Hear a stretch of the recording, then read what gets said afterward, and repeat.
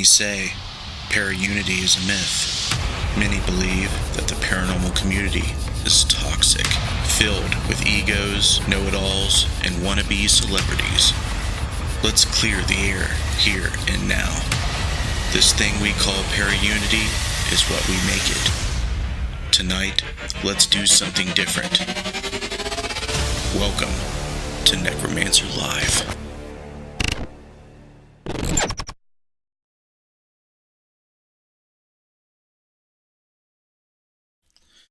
Hello, and welcome to Necromancer Live. I'm your host, Justin Brown, and we're presenting episode 86 tonight, and we're going to be with Sean Austin of Ghost Loop and many other paranormal projects. He's actually a singer, songwriter, and musician. We're going to talk a lot about that, I hope. And thank you for joining me. And this is the first Necromancer of 2020. We took a little break there, but we've come back with a lineup with some really good guests, and hopefully we can get in some really interesting dialogue. Thanks for joining us. If you are new to the show, and if you're on Sean Austin's side of the lake and you haven't seen Necromancer before, this is how it works. We're going to interview Sean. If you have a question for him, just be patient. Our chat moderator question, and we'll ask them as periodically through the show. Please keep the chat classy and respectful, and feel free to share. And let's get into it. Before we bring Sean on, we're going to read his bio, and there's definitely going to be some conversation starters from this bio. But all this, Sean has always, pronouncing that right, who became the inspiration for the movie Deliver Us from Evil. Sean was mentored in the field of demonology. Ralph taught Sean how to approach cases of the demonic and the extreme recesses of the paranormal. It was while jumping headfirst into the new realm of the supernatural, Sean had also developed his natural psychic and mediumship abilities and applied them to his new journey into the paranormal. It was great to be your own piece of equipment while investigating with the other types of technology advanced devices we have today to provide evidence, Sean says. In his first published work, Shadow Chasers, Sean follows the pursuit into the unexplained that he started from the beginning. Along with Sean's years of experience as a musician, he has trained his ears to aid in his investigations. Experiencing a new tier of mystery on every investigation is a privilege that is beyond humbling. Implementing these experiences and ultimately helping people with their spiritual needs is humbling and allows me to share these experiences with the world. Now on the Travel Channel's TV series Ghost Loop, Sean is the lead investigator of a team with a mission to assist people dealing with diversity of hauntings, including helping trapped souls who may be reaching out from the other side. So with that being said, welcome aboard, Sean. Very, very blessed to have you on. Thank you for coming onto the show, and we really, really appreciate you, and we're looking forward to having a chat, an extended chat. Yes. You're very welcome. So here in a little while, we'll shout out everybody in the chat and make them feel part of the show, but I have to start with some of the stuff that you have mentioned in your bio. What has gravitated you to the unexplained? Was it like personal experiences? Did you feel like this? Did you feel odd or different? Or, everybody has kind of like an origin story. I guess what I'm asking you is, what's your origin story? Well, I would say it was like a trigger. Now looking back at it with all the experiences I've had, there were little hints of omens that were taking place early on in my life that I look back that were little signs of what I would be involved with later on. But there was a friend of mine who is a huge ass skeptic. And I wanted to take him to a local cemetery where there was a lore of 3 women in white that would chase you out of a cemetery.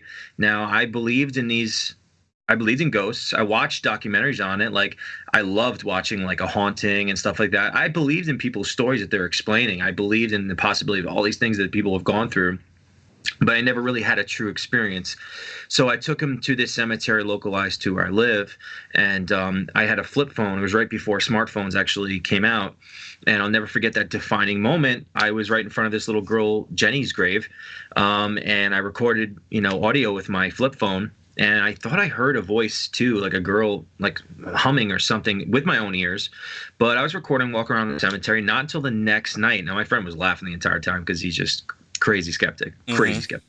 And not till the next night, I listened back to that recording, and I heard a little child respond to me and said, like, my two toys died, in a definitive child's voice, and it was terrifying, but it was exhilarating. It excited me.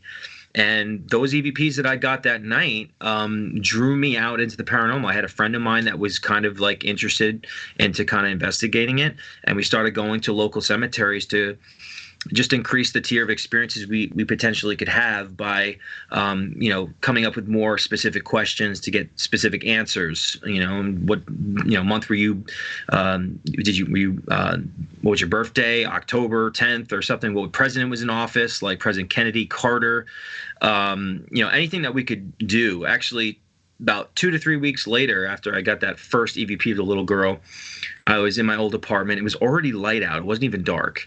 And I saw, standing in the corner of my bed, on the side of the bed, was a shadow of a little girl. And I yelped like a little girl would. And it disappeared. It disappeared right before me. And things started to happen pretty damn quickly for me. It was as if these abilities were dormant within me, and I definitely believe that they were. And because I was so open to everything, things happened, I believe, a lot more quicker because of that as well. And then I started having dreams, premonitions, and all these experiences. I mean, within like the first 3 years, as if it was like 15 years in the paranormal field, because I went through so much spiritually. But it also made me really formulate who I am as an investigator, and my spiritual faith foundation, and how to protect myself and how to deal with these things. I've been oppressed by an evil spirit in that beginning part of that journey, which also led me to be stronger. So here I am about 11 years later and working on my second book. I never thought that I'd be involved in the paranormal. I mean, when I first started investigating, I never thought I'd be on TV for something that had to do with ghosts. I was just so excited to have these experiences, to go out there and do these research and just be like, oh my God, this is real. This isn't just be watching on TV, like as if any of our average selves went out there and had that first experience. This is so exciting. It's a real privilege to know that there's something after death. And to get little bits and pieces of that when we're alive, because when we die, the cat's out of the bag. It's not so special anymore. But it's been a really crazy journey. And obviously, I was a musician before I got involved in the paranormal. It was my first passion.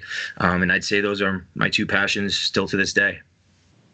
That's very interesting, because that's I've had some experience with sound design, being a sound tech for a band, and then eventually becoming a guitarist and lead singer myself. And I think that being an artist is synonymous with kind of reaching into paranormal realms, like spiritual realms. It's almost like there is some type of connection. Do you feel that? I mean, music and spirituality go hand in hand. I mean, it's like bread and butter. Being an artist, I mean, I think that really taps into our spiritual side. I mean, we're really subconsciously, like, seriously, the lyrics that I've been writing since I've been like a teenager, it really baffles me sometimes how, like, where these words come from, because it's so, and I look back and I'm like, how did I even come up with that? And I just feel like there's such a connection to it. And obviously, when you have these experiences, the paranormal, it's definitely decorated and got swirled around into writing about some of these songs, and having true spiritual experiences, not just about the daily life that I was living before I was doing backstrokes in the land of Casper the Ghost. That's awesome.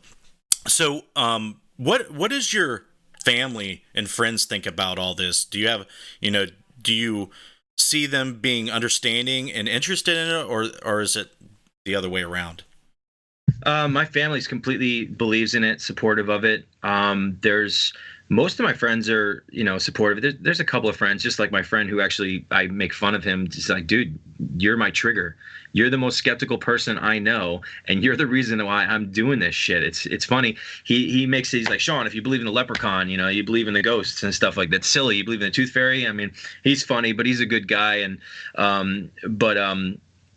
I mean, but now he looks at me, wow, like you get on TV and it's like something so silly, you feel like you can turn to something that's lucrative to yourself. I'm sure it's a little astounding to people who are skeptical, but you're always going to have people that are objective about what you're doing and people that are really gung-ho about what you're doing. It's just the way the life works, whether it be the paranormal or something else. It's just the way I look at it, and I think it's a healthy way to look at it as well.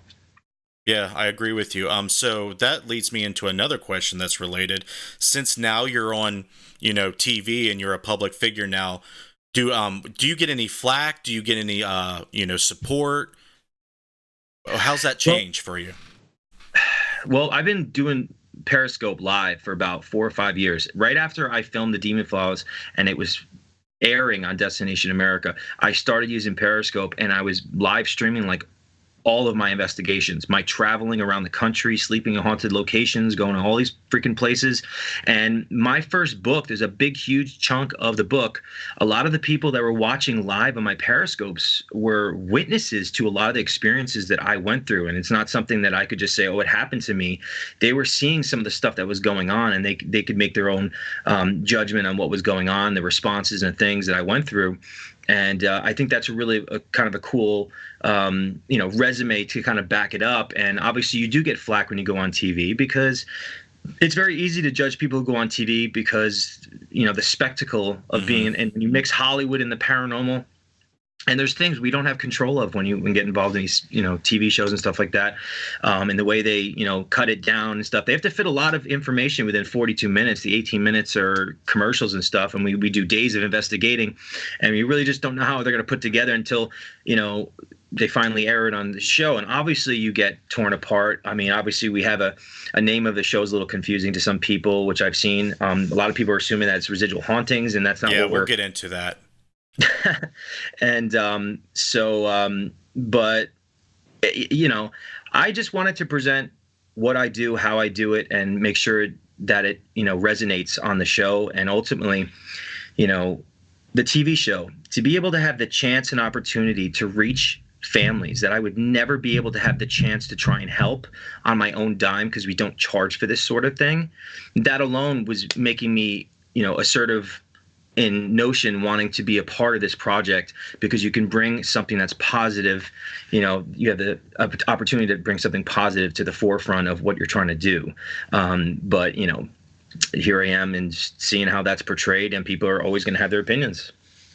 That's right. Before we continue, I do see all the stuff, the comments coming in from Periscope, and we will start the shout outs, and I will start shouting out everybody that's on Periscope here. Let's see if I can go back all the way. We got Scottish _ Biche. Okay. We have Mary Magnolia 1. We have Cat Cave 2, FDG PGN. Let's see here. We also have, I thought I seen someone else. Yeah, Jennifer Lopez 14. Is it the real Jennifer Lopez? We don't know. Just Deb _1 is joining us, and Rolo Martins is on Periscope. So we got a lot of your Periscope peeps coming in here. Yeah, and I think we have Elenu81. I'm sorry, I'm really bad at naming handles on Sharon 61 Sunshine. They're all coming in. Unknown Ark Stanton is almost too many to list here. I think in Detroit 49 has joined us. So go ahead and shout out everybody on YouTube and Facebook, and we can start accepting questions for Sean, and we'll get the party started. Okay, I have Derek, I have Josh, I have Valerie, I have Troy, I have Holly, Anthony, John, Jamie, and Daniel. Awesome. Thanks for joining us, guys. I have Sam Thomas, Glam with Ann, Becky Compton, Deity Paranormal, Nancy Lee, and MP. Awesome. Now, real quick, guys, I'm going to turn to this black screen real quick. I forgot to change the NDI source for his full screen, so just give me one quick moment to do that. And oops, I didn't turn it to video. Let's do that now, and we can have him show up on the full screen. There we go. That makes me happier. All right, so we got everybody shouted out. If you have any questions for Sean, if you want him to know anything, you love him, you hate him. Hopefully you don't hate him. We've got a lot of support in here already. Some people have chimed in and said, that when they watch the shows, it does seem like you mentioned, they kind of sensationalize it and edit it in the way to make you feel like, your attention is to be some type of power celebrity where all the attention's on you. Do you want to set people straight with that? I mean, because a lot of people that do the shows get flack. They think they're just doing it for popularity. I mean, now's your chance to set them straight with that. What would you say to them? I mean, watch my Periscopes. I mean, I've had a bunch of private messages to me, and we're saying, like, I've never seen somebody get so many responses on Spirit Box and actually hearing it live. Number one, yeah, I'm a musician. I can hear that pretty well. But number two, I've been doing this for years live in front of so many people without any editing in my favor. People witnessing this stuff with me, and you can see how I do investigations. I even do it live on residential cases when they allow me, and they allow the investigation to be filmed, so I can kind of show people how it's done or how I actually do it. Like I said, I'm not controlling in the way they edit these TV shows, and I just want it to be how I've been for years. Even when I was on the Demon Files, I just wanted to present what I'm capable of doing and do it well and try to help people. But with TV, everything's got to look nice and pretty. But I'd be open to hearing anybody has any suggestions or questions regarding, how it's perceived. Do we have any questions or any comments related to this topic right now, girls? Nope. Not on What- this end. What topic are you talking about? Well, just about him like transitioning from doing his own stuff and going to like on a major production on a network. Travel Channel's pretty big and long-standing now, so it's I want to talk about it. I want people to understand what the transition's like, how it's like working with the other personalities on the show, trying to keep it real, like that's kind of the topic I want to touch on, because I want people to be fairly portrayed, but like you said, we're not in control of that. So yeah. I want people to understand that it doesn't really matter what Sean wants to be portrayed at. It's kind of out of his control, and that's probably one of the cons. So that's kind of where I want to go with the questions for right now. We're not going to linger on that by any means, but. Well, I mean, like I said to you before, when I first started investigating, I had no intentions of turning this into an entertainment, opportunity for myself. Music has been my passion since I was like a teenager. I was trying to be a successful singer-songwriter, and I've been screwed over left and right. I'm sure man, you're a musician, like trying to make it to get some success with music. It's so tough, and I've been let down so many times, but I never gave up on that. This just became like it was like a hobby on the side. Right. But then all of a sudden, like I became so interested in it because my experiences were astoundingly rising at an astronomical rate. To the point where it's like I was reading books, like I was soaking up everything, like reading The Demonologist, Ed and Lorraine Warren, to John Zaviz's book Shadows of the Dark, and then Ralph's book, which was Beware the Night, became the movie Delivers from Evil.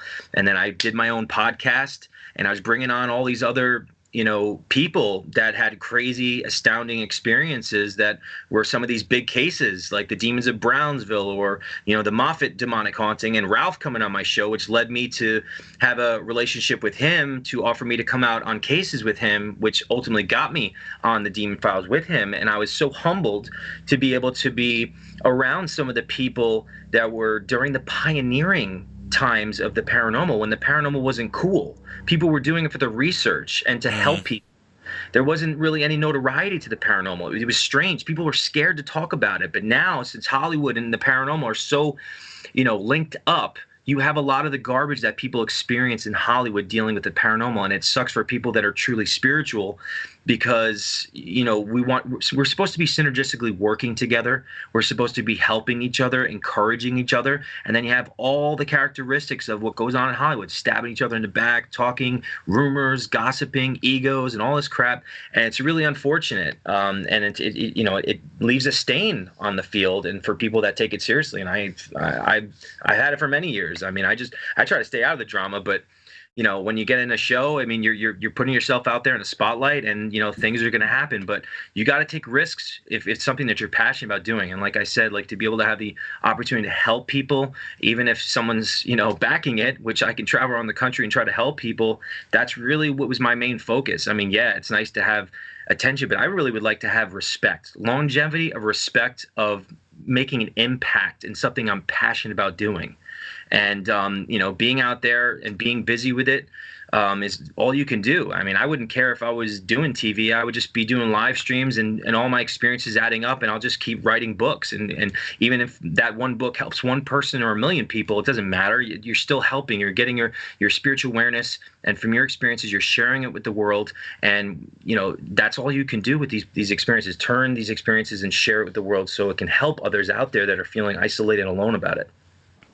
Yeah, I totally feel that you're a genuine. Of course, I knew you before on Ghost Loop. We've met at in Gettysburg, and I think once people understand that, hey, I have a chance to do what I'm passionate about for a career, who would turn that down? Hardly anybody probably would, unless the situation looked really, really bad to where, like the project, like if it was a project where like I'm supposed to run around naked in a graveyard, I'm like, if I did that, I would have no defense. Right. But so, I mean, like, where at least we're trying to help people, and that's what I'm trying to do. That's like, I want to be a part of that. So if I can bring what I do and how I do things to the forefront in that retrospect, and hopefully it's portrayed that way throughout the overall experience, then that was the risk I was willing to take.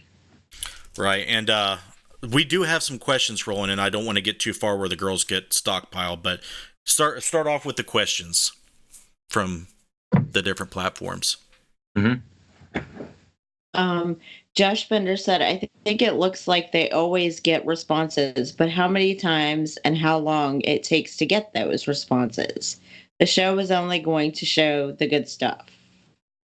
I mean, I think it's different for all of us when we investigate. Sometimes it might take a little time to get responses on a spirit box. But again, I mean, I'm just going to give you my honest opinion. For me personally, individually, I get responses pretty quickly because I believe because of the genuine intent I have when I go to haunted locations, and I immediately announce all the time, I am humbled to be able to experience you, for you to communicate with me. And if I can try and help you, please let me know. I will stop what I'm doing and say a prayer for you. And they can see it, or I believe they can see it around your aura, that you are genuine and you're willing. You have a willingness to try and help these spirits, and the reciprocation is astounding. And that's when I go to places and I get so many responses so easily. And to be honest with you, it's pretty quickly. And if you watch my Periscope, you'll see it. I just went to a cemetery today, and just the back and forth was it's crazy. And that's what, I can't fake that. You know what I mean? Like, I'm live in front of people. I mean, they can make the judgment what they're hearing and what I'm hearing. So, I mean, but sometimes you go to places, it takes a little time to get responses. It's just there's things that we can only speculate about or theorize why we're getting responses easily here or not there. It might take more energy for the spirits that are individually a part of a location, or there's just a lot of factors that come into play that we're just trying to figure out, in my opinion. But it's different all the map. Right. It seems to me like the spirit box or any tool or form of divination you use, it's not like a telephone. That's kind of like a bad analogy for it. What I see it is, it's almost like a tool you can use to couple with the other side or with whatever you're communicating with. And that requires some ability or some intent from the person doing it and their ability to connect with the other side, because that's something that's controversial, but a widely accepted theory in the ITC field.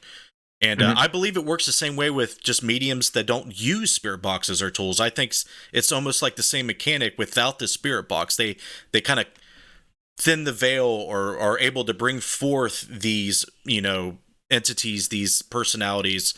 And I think it's fascinating when we get to the point where we can start validating some of these things objectively, but I don't know if the people with all the money and all the science resources are going to throw in, because it seems like us little people, we just don't have the resources to do what needs to be done.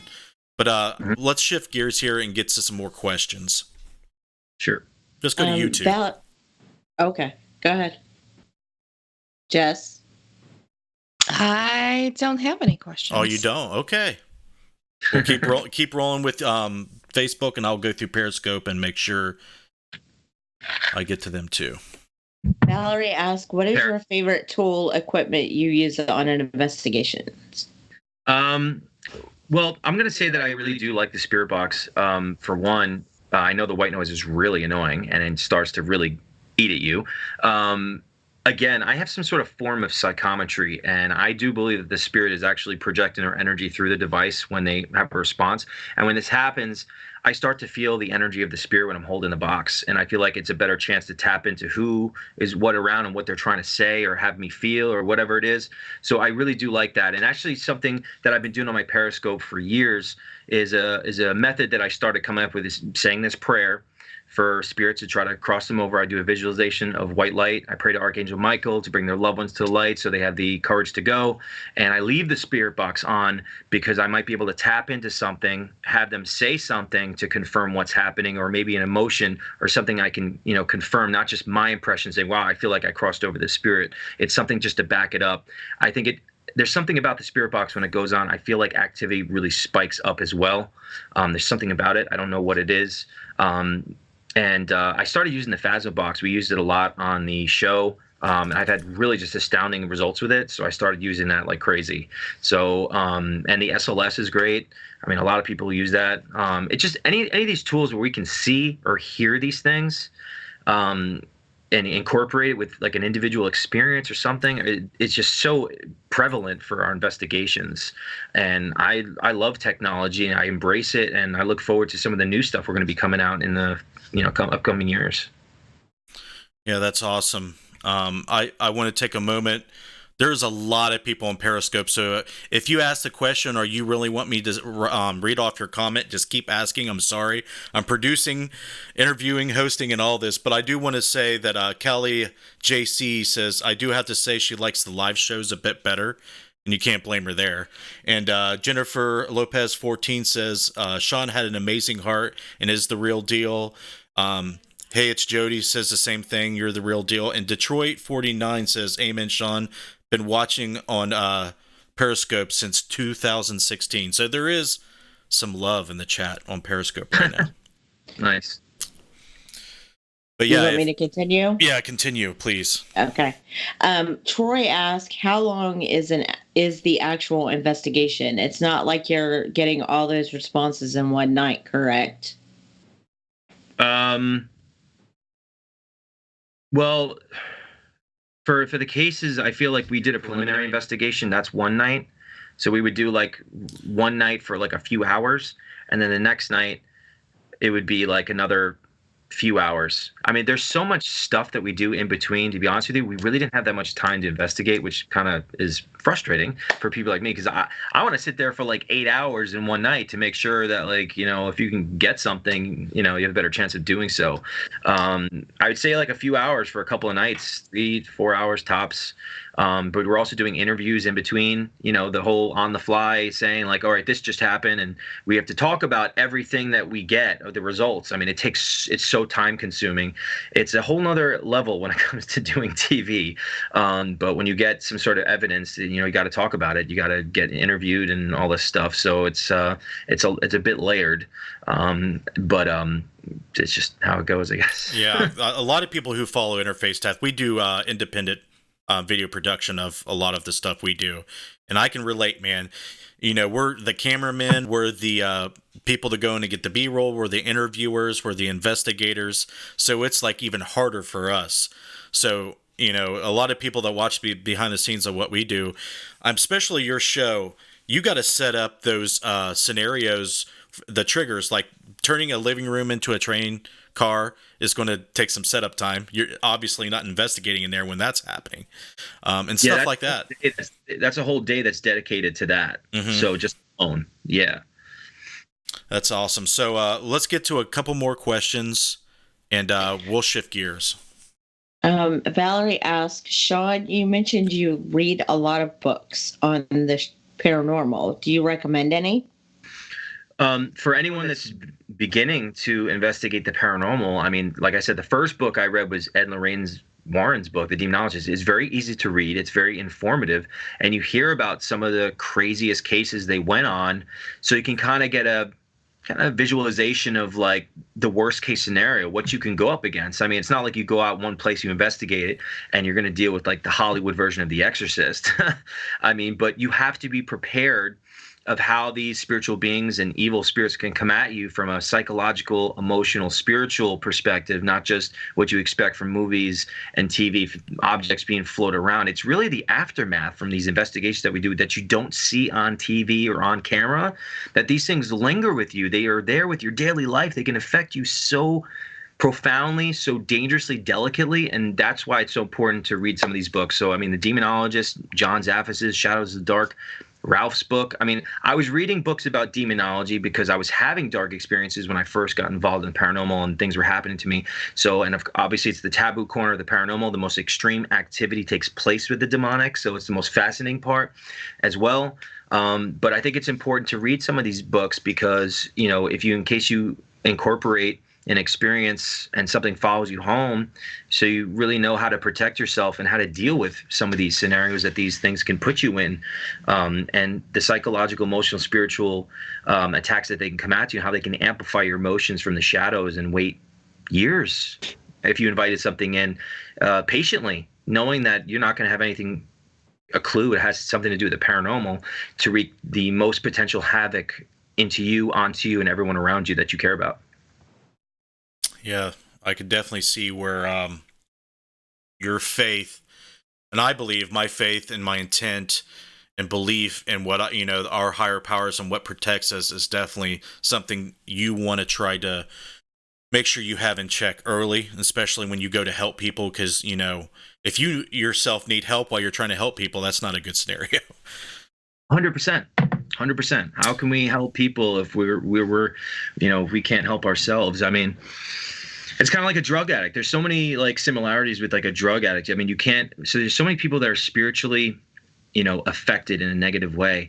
And, when you go to some of these homes, if they don't have the intent and willingness to do whatever it takes to get rid of what has come into their life and ruining them in so many different aspects, it doesn't matter if I, turn this person into an altar boy or turn their house into a church. These things know that. They know if this person's going to, change their lifestyle to push the negativity away. And if we incorporate ourselves and put ourselves in the way of some of these evil spirits, then these things are going to take advantage of that. They could actually attack us and come at us and mock us and then make matters worse for the person. So, I mean, we deal with a lot of this, I'm sure, man, you as well, like with these days, because people know that they're going to get attention. They think that the haunting in their home is going to get them on TV and get a movie out of it. Right. Yeah, you definitely have to deal with that. Real quick, going to Periscope, Unknown Ark Stanton says, ask Sean about the flies in the graveyard. We'll get back to that because I want to get to something before that, so we'll leave that on ice for right now. But Quick asks, have you ever used a sensitive? I know this is a question on Facebook. A person who can reach out to people and spirits on many levels. So I'd say that again. So have you ever used a sensitive, a psychic, or a medium so they can kind of reach out and you can use as another tool? I've been on investigations with other people that are sensitive like myself. I do have medium abilities. They come in and out, and if I feel like it's prevalent to the case, I'll say it. Even on the show they've actually cut out some of the parts where I said stuff. Like I said, I have no control over what they put on these shows. I do a lot of it on my Periscope. I mean, I say things and I'll say things out loud, and all of a sudden the spirit box will confirm it, or another device or an experience will happen right after I say something. And I think it's really important to have evidence to back up, as well as your psychic abilities, and not just throw it out there like, oh, it's my feelings, because then you get judged a lot easier. But I've been on investigations with other psychics and mediums and stuff. I think it's really awesome because I feel like even though if I have medium abilities and this person has medium abilities, I feel like there's still like a different characteristic of our abilities that would be tapping into different things, and it's really unique to be able to do something like that when it does occur on an investigation. Yeah, it's almost it's a sense that pretty much everybody has that they hone it and practice at. It's like taste. Everybody can taste chocolate, but it's going to taste different to them. It's not going to be the same. So having that psychic sense, everybody can share, but it's a little bit different, kind of like what you're saying. Uh-oh, I think we might have lost Sean on Skype. Oh, he's back. I hear you now. Okay. I hear now. A little lag spike. But yeah, like I was saying, the psychic phenomena is such an important thing to validate and try to research as well. But everybody has, as like a sense of taste. Like if you're going to compare that sense, like the sense of taste, everybody can taste something, but it's going to be a little different to them. It's kind of like a interesting way to. Oh yeah, sure. All right, we're going to shift gears. There's a lot of people on chat right now, so maybe if we have somebody like Sean on again, I'll have somebody just to help me out with Periscope. You're getting a lot of love. I will keep going through it while Sean's talking, but I want to let everybody know that we want to address the ghost loop concept. I heard Star say that the producers and Travel Channel is the one that came up with that and kind of explained the concept. It's not like a residual haunting like a lot of people initially think. Kind of elaborate on that concept. Okay, so basically what it is characteristically the spirit is manifesting and its intentions are similar overall, and they keep doing it over and over again. So it has something to do probably with what led to their death. And we were trying to figure that out and break that ghost loop of activity, which leads us to our trigger environment, which is connected to the emotionally charged environment that's connected to the spirit or spirits that's haunting the location, so it can break this energy within the spirit and the activity as a whole, if that makes any sense. It does. And what interests me about, once I understood the concept, because I really don't like how the show explains it. It's kind of like a really quick and crude way to explain it. The first haunting I ever experienced growing up is in my youth was a ghost loop. We didn't understand how that worked because we knew it was intelligent, we knew it was aware of us, and vice versa. We could be aware of him. My mom is a medium and a psychic shaman. She's very, very gifted. And early on, before we knew what was going on, she told us who it was. And she said that she was, this is not your house anymore. Your children, my children are upstairs. It's not your children, because he was confused. He would go upstairs to try to find his children, but find me and my brother. And he was confused. And my mom would keep explaining this to him. And then he would be like, oh yeah, but the next day or the next time it happened, he would come back in the same state he initially was. It's almost like you're trapped in a nightmare, so to speak. Yeah, and I definitely believe this happens. I mean, the consciousness of a spiritual energy, a ghost, which is a human spiritual energy that's earthly bound, has not transitioned for whatever the reason. There's so many diversified reasons why people die tragically, or if they're bad people in life where they're scared of judgment, they're attached to people, locations, and a lot of them are in dumbed down states where they don't even know they're dead, or they're just living that moment over and over again. I think that, just for example, like our first episode with Becky, with the guy who had been murdered by his girlfriend, she was being abused by him constantly over and over again, and being drunk coming home one night, she grabbed the gun and just shot him and killed him. Now Becky's in that house and she's seeing him appear by her bed all the time. And I really felt as if like he was trying to make her feel uncomfortable because he was connecting with her female energy, as if she was taking that role of that female that killed him and actually making her feel that abusive, as if he was in control. And I feel like, that similarity is almost to explain some of that ghost loop, because he's reliving that night. It's all about that night. That's why he's there. He's consumed. It's why he's so angry. That's why he was saying bitch all the time. I don't even think he was calling me a bitch too. I mean, like, I think he was probably calling the woman a bitch, because this woman finally took matters into her own hands and took control control, and he lost that, and he's nothing he can do about it. And by recreating that environment where the murder took place, it's like, okay, here we are. Now, are you going to be willing to listen to us, or do we have to try and force you and displace you off the property? And from the evidence that we got and the impression, it seemed like he was willing to go. I mean, he went from cursing to saying, I'll go. And I really, truly believe that, I mean, the part of the prayer that I do say is that I pray for their loved ones to come to the light, so they have the extra incentive to go. And I really think that's a key element that possibly could play in the role of trying to help some of these spirits. So it's not just me trying to force them going and feel like they're being pushed off. By getting down to that personal, direct, acknowledging level to this spirit, they'll be willing to listen to us and not just be so threatening and just, trying to just force them. Because then you risk the spirit coming back after a while and being even more vengeful than before. Right. And I want to add to this, Sean. You said it's kind of like a dumbed down existence. I want to kind of like rephrase that, if you don't mind, Sure. adding my 2 cents in.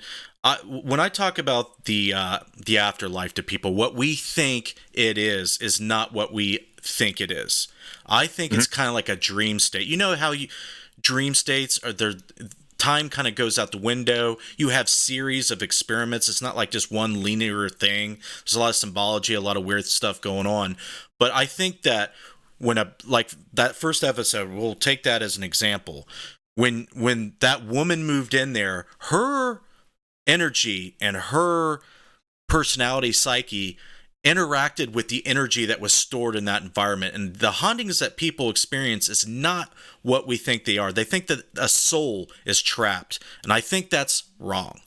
That doesn't make sense. But when you deal with psychokinetic energy, things that are stored in the environment but still can intelligently interact, which parapsychology has said can happen with poltergeist cases, I think we need to try to go outside the box and rethink these things. And when I started thinking about the ghost loop, it makes sense to me because I've experienced it. You're dealing with someone's actual conscious projection. And I believe that people can deal with it even though they're not even dead. I think people can interact with these energies. It doesn't really matter. But the fact that happened, it's kind of staying the environment and it's kind of replaying over and over, but it's interactive. Would you say that is a fair way to explain? Yeah.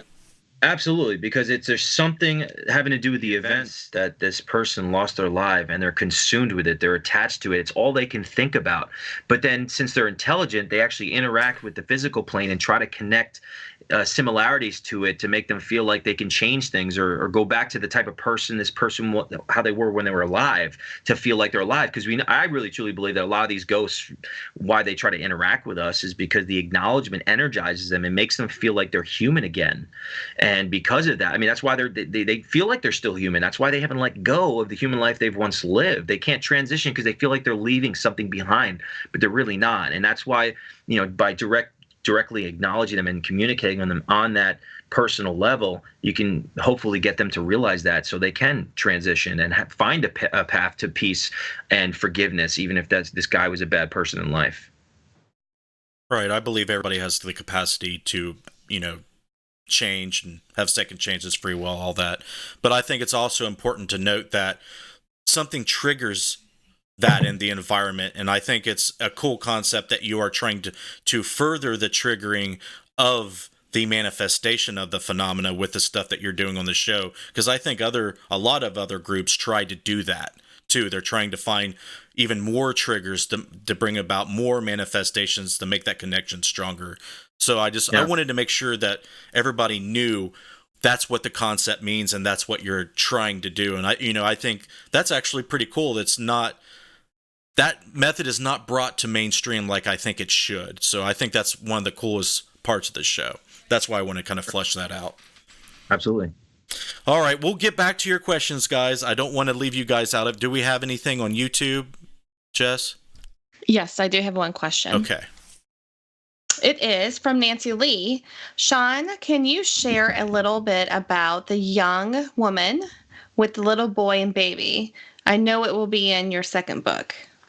You want me to just discuss it? Yeah, Sean, Nancy Lee asked about it. Okay. There's a story that I'm writing about in my second book. It's probably the most astounding, crazy case that I was ever involved with, because I've never dealt with a person that was legitimately possessed.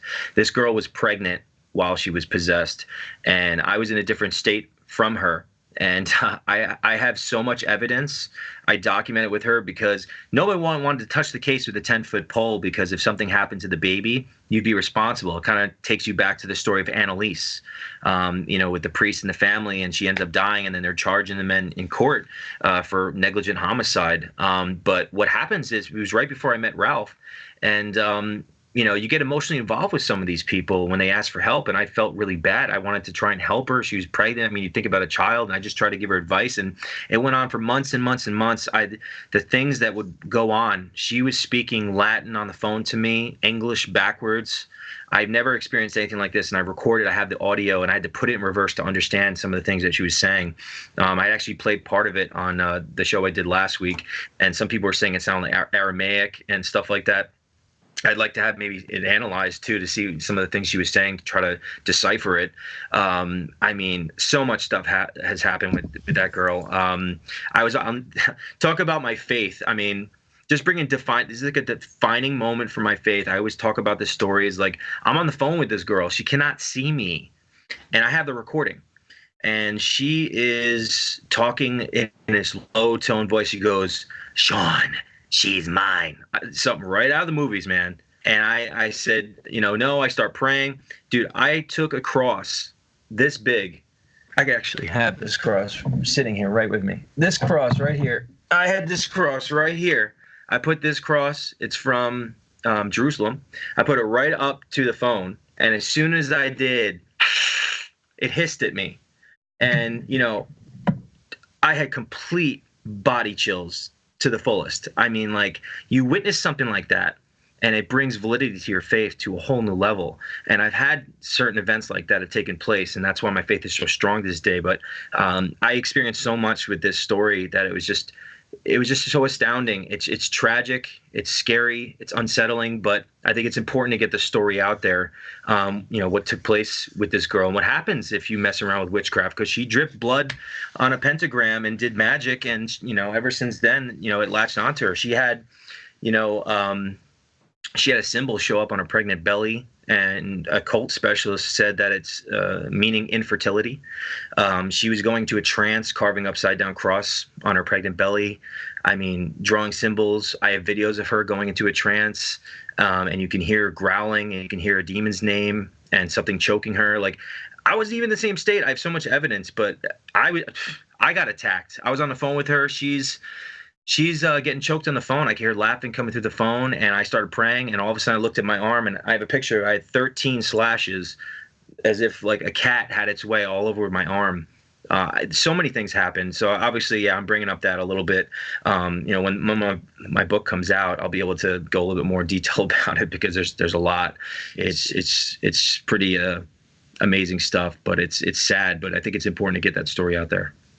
Yeah, because there's the tribe that thinks that this stuff is nonsense, and then there's a tribe of people that's a smaller group of people that are dealing with this kind of stuff, and are thankful that the value in sharing people's stories through media, whether it be social media or mainstream pop culture or TV shows, that is the main value I see people getting out of telling the stories, making these very private things public, because you have to take a risk.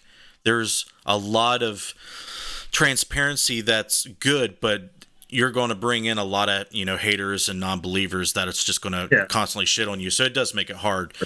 But if you guys are out there and you think this stuff is horse crap, please disprove it first, because you can't disprove it. We can't prove it or disprove it. So before you bash people you don't know, just have some common courtesy at least. I can understand that there's liars and hoaxers out there, but this stuff is real. It happens. Okay. Coming from me. I take it very seriously. This is my passion. And I always tell people too. I mean, I can tell you all these things have happened to me. I could be lying. I could be hoaxing and stuff. And that's why I tell people, like, you don't have to believe me. You could believe in the possibility of it. But like, when you witness this stuff firsthand and you have no rational explanation for it, that's why we call it the unexplained. So these are the moments that we have as investigators. Some of these things that happen that we will be scratching our heads about for the rest of our lives. But that's also why we keep going out investigating and researching more. And with all the little knowledge that we do have, because we're never going to know all of it, we can use that to help the people with the experiences and knowledge that we do have as we research further. And that's just the way I think about it. Yep, I agree with you. Let's go to some questions from Facebook, and I got one from Periscope, and we'll go to break after that. What investigations do you like better, residential cases or named locations or cemeteries? Explain.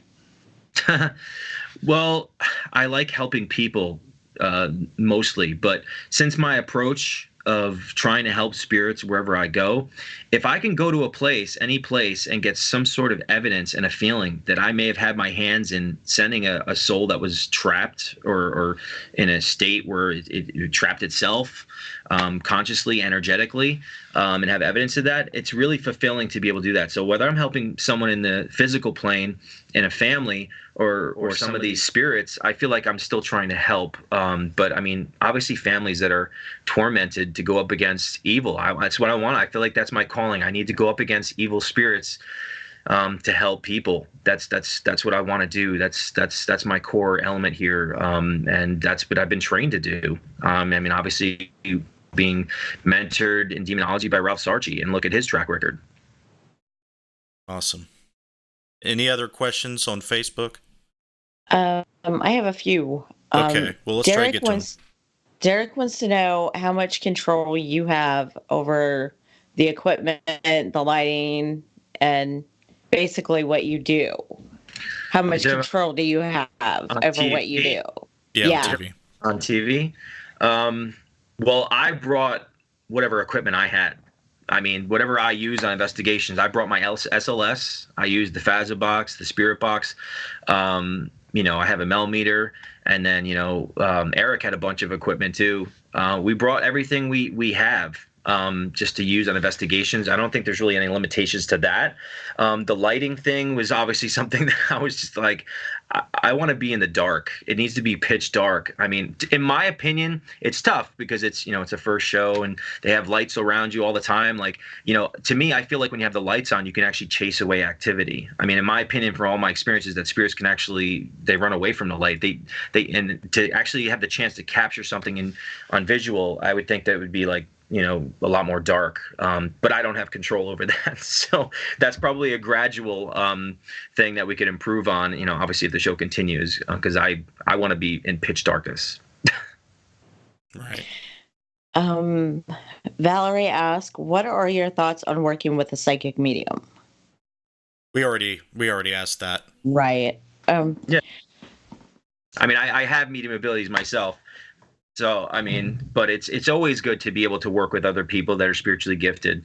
Like I said, we were talking before. I mean, we can all have different pieces to the puzzle on an investigation or trying to help people. It's like a spiritual mystery that you're trying to unravel. Do you want me to keep going? If you have a really good one, you can save it till after the break. Do you got a really good one? Because I want to at least get to a Periscope question. Are you the guy from the Goonies? What was that? I get it all the time. Are you the guy from the Goonies? Yeah, that I did see that comment in the chat earlier. See? Actually, Derek's is pretty good. He said, Sean, how do you deal with the mental stress of being on a network program and having people constantly attack you and your team for how you do things, or Well, I mean, you just can't let it get to you, really. There's always going to be people that are going to attack you. There's always going to be people that support you.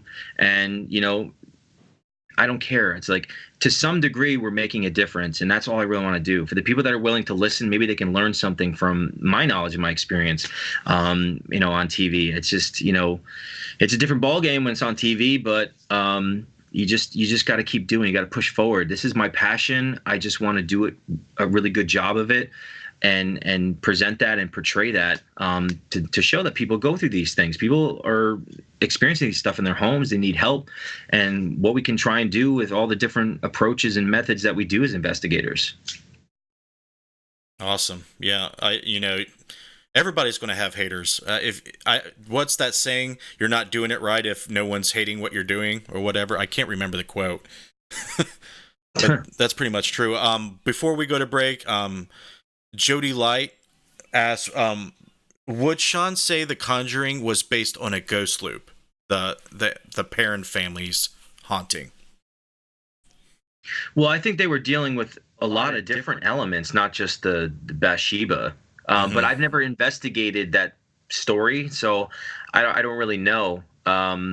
It seems like, I mean, even like Andrea Perron, I mean, she wrote 3 books. I mean, she really writes about a decade of different activity going on. So I would have to dig a little bit more deeper into the story. I remember reading the story in the Warrens book. I mean, obviously I know the movie, but that's, you know, the Hollywood version. I'd have to look back and research about the hauntings and make an assumption or a theory. But obviously I would love to go to the Conjuring House. I know they're opening up this year. And I hope to get the chance sometime, you know, this year as well. I mean, it'd be great. I mean, any place the Warrens have been to, I would love to go check out. I mean, again, pioneers of the paranormal field. I mean, Ralph worked with Ed and Lorraine Warren, and, you know, then he was mentored by Bishop McKenna and Father Malachi Martin. You're talking about the most respected exorcists of our time. I mean, you know, anything where these people were involved with, I would love to go check out and you know, communicate with some of the spirits that they did when they were just going there with video cameras and recorders. That's all they had during those days. Right. Awesome, guys. Well, we have reached close enough to an hour. I don't want to get into another question or topic, so we can kind of split this in half. Please don't go anywhere. Stretch your legs, use the bathroom, go get coffee, a beer, a drink. Please don't go anywhere. We have another hour of exciting conversation headed your way from Sean Austin himself. We're going to maybe talk about the show a little bit more, maybe talk about some music, maybe talk about some of the other stuff with his faith and his views on, you know, demonology and other sorts of things. So stick by the TV, the phone, the computer, whatever you're watching. We will be right back. Don't go anywhere.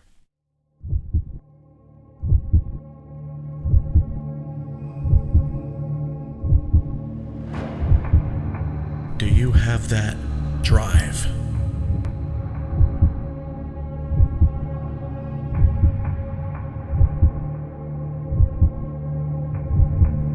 That morbid curiosity to explore the darkness.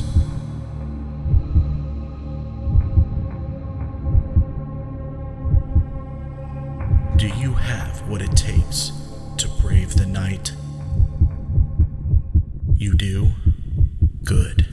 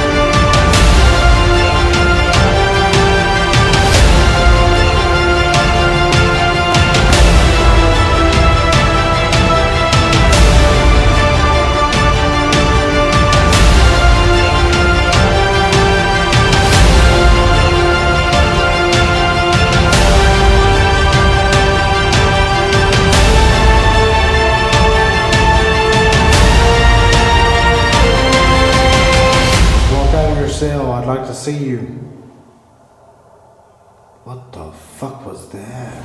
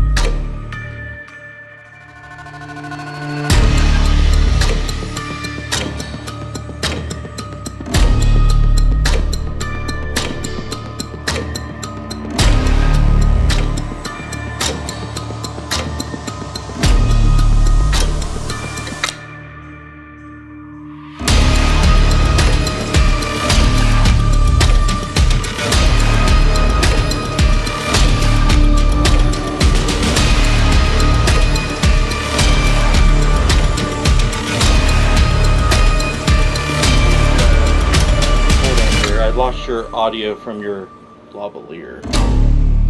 Did the power go off? Well, I felt like I got pinched.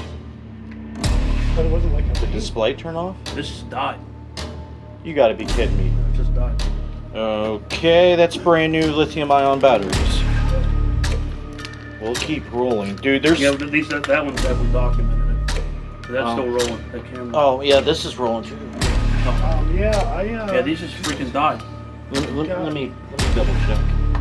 I held it in, the light came on to the title screen. And Dude, I'm starting to feel really, like, weird sensations touching me, dude. I don't know what's going on. yeah, it felt like something... Yeah, like just dead as a doornail. And those are brand new.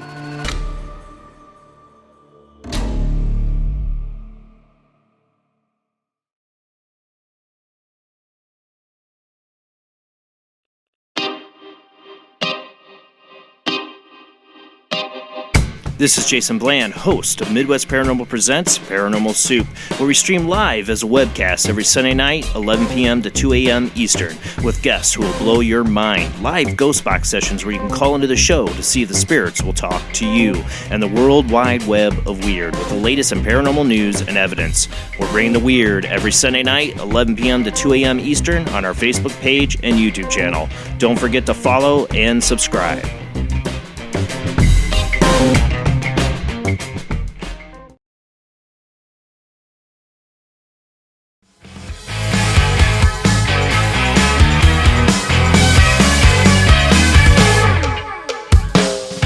In recent years, the word paranormal has taken on a new place in thoughts and minds of people everywhere.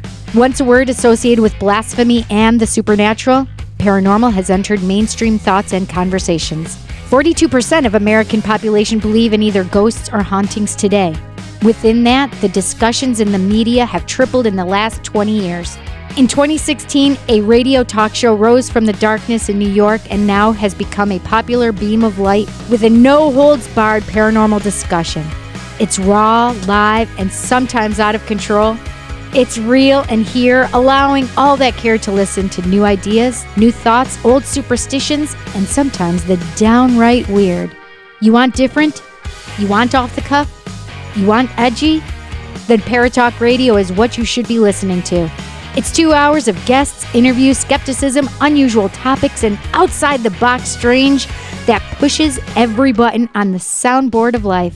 So again, discover Paratalk Radio. Monday nights on WLFE DB Radio Network, 8 p.m. Eastern, 7 p.m. Central. Paratalk Radio can be seen as live videocast on Facebook and heard on audio streams through iHeart, iTunes, Google Play, Spotify, Spreaker, Comcast, Radio.com, and so many more. Join Ted and Cindy every Monday with guests and topics that will open a pathway to the unknown, the supernatural, and the paranormal.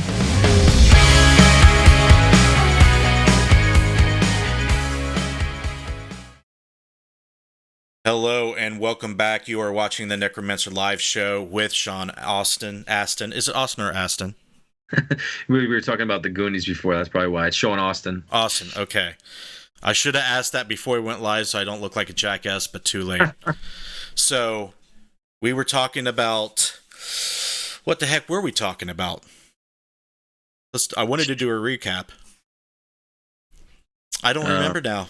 But we were talking about the paranormal. I could say that much. Good start. Yeah, but welcome back, guys. If you've been watching from the beginning or before we went to break, thank you for hanging in there. Just to remind you guys, the link for the PayPal is in the description. If you want to donate to help the show, you can definitely do that, and it will alert me when it does. So just to throw that out there. But Missy said she had a cool comment that she wanted to read off, so we'll start off with that. Bonnie Ring said he needs to get rid of that attachment. Oh, I did read that. Do you have an attachment that you're aware of, Sean? Is this from Periscope? Nope, No. It's from Facebook.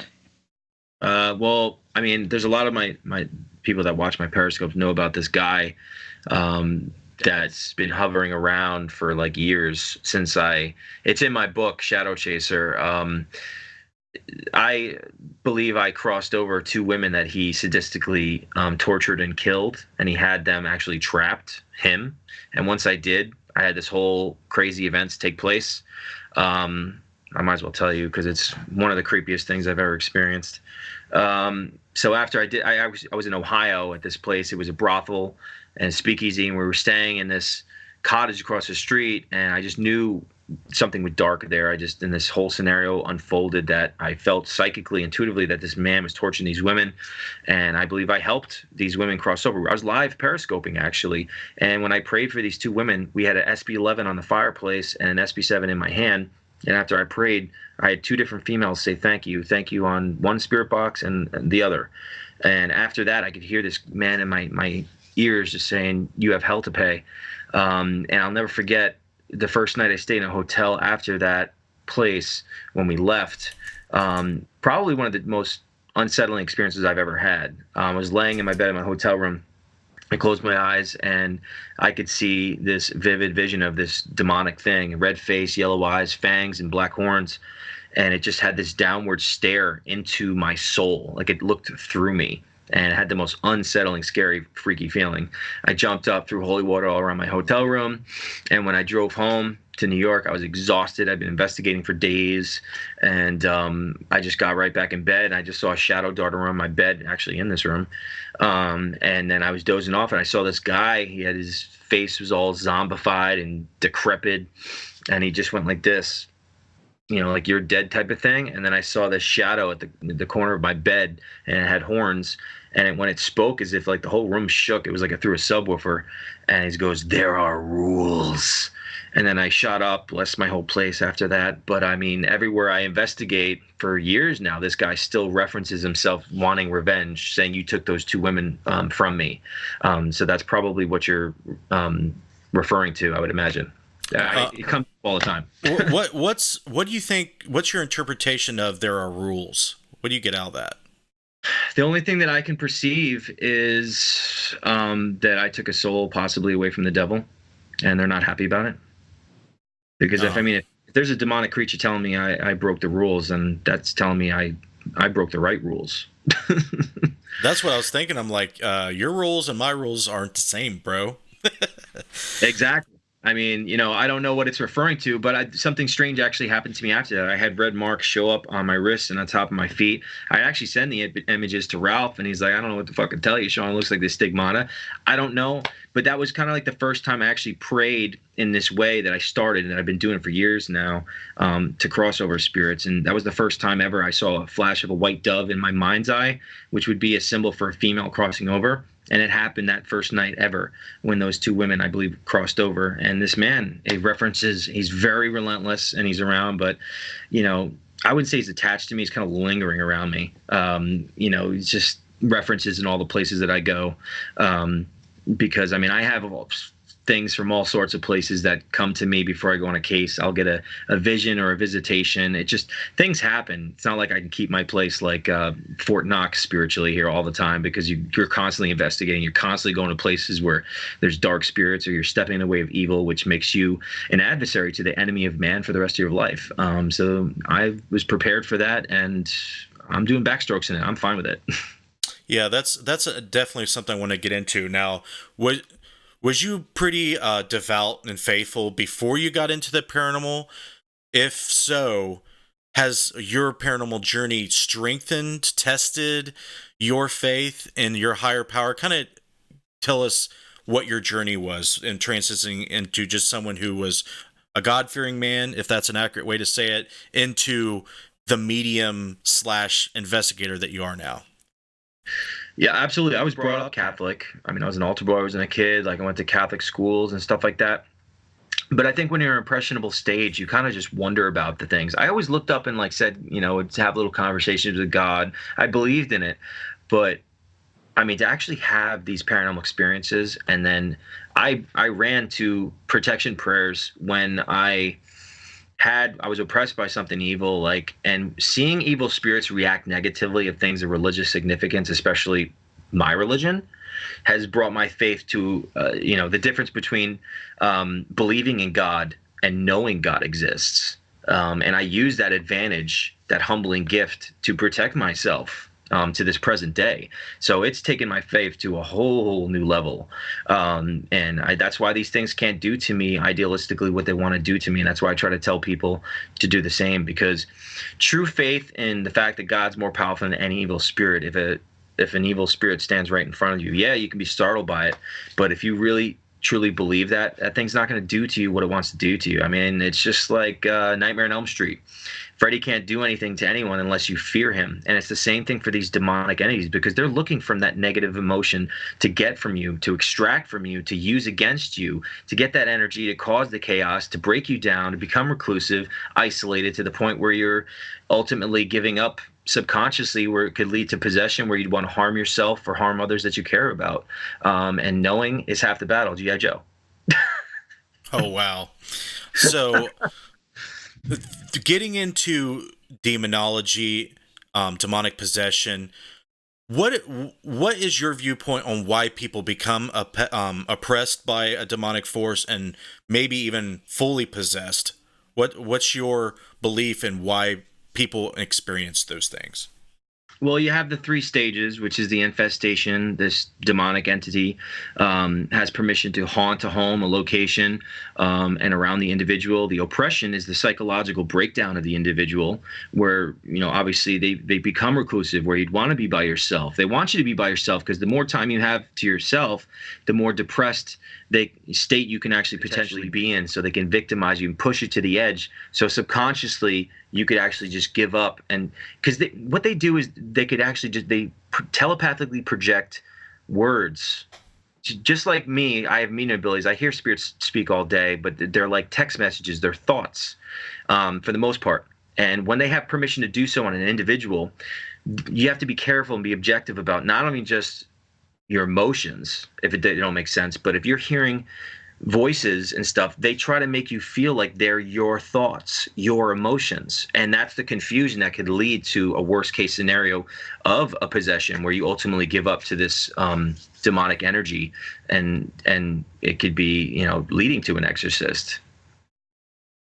Yeah, I constantly try to understand that whole thing, because I don't come from the same faith-based spiritualism, but I definitely understand that your belief system and your spiritual faith and your intent all have power. And I believe that everybody coming from different walks of life and different faith-based systems, I believe that whatever their faith and their belief and intent is manifesting in their reality. I don't think one person's wrong, one person's right. Like if someone comes and says, oh, you can't go to heaven unless you accept Christ as your personal savior into your life, I just don't believe that's true, but I believe that that's true for them, and that holds power just the same. What's your thoughts on that? And I don't judge anyone who has a different belief system than me. I hold my faith and spirituality close to my heart and soul because of the work that I'm involved with. But my soul could have landed in an atheist body. But if that person's a good person and brings light into the world, that light transcends unconditional love and forgiveness, treating others the way you want to be treated, loved. I mean, that transcends every single religious belief that there is out there. And I think God would never turn away anybody who is a good person. I just don't believe that. I don't look at the Bible like word for word and box myself in and judge everyone. I just don't. I really take, true to heart what's going to protect me. Be a good person, do something for your fellow man, share that light. That light is an example of what God stands for. Again, it's the unconditional love and forgiveness that we can share. But I mean, in this line of work, being, spiritually, paranormal, going on investigations and like going up against evil things and trying to help people, I mean, you're going to have something that's going to really protect you, because I mean, you have to have a spiritual foundation of faith in something, because you can't fight these things with your fists. And, not everyone encounters demonic entities, but the risk is there. And we take risks as investigators going to these places. There's no guarantee, but we got to be as confident in our faith to make sure that we're protected and be aware with the tactical elements of what these things are trying to do from the shadows.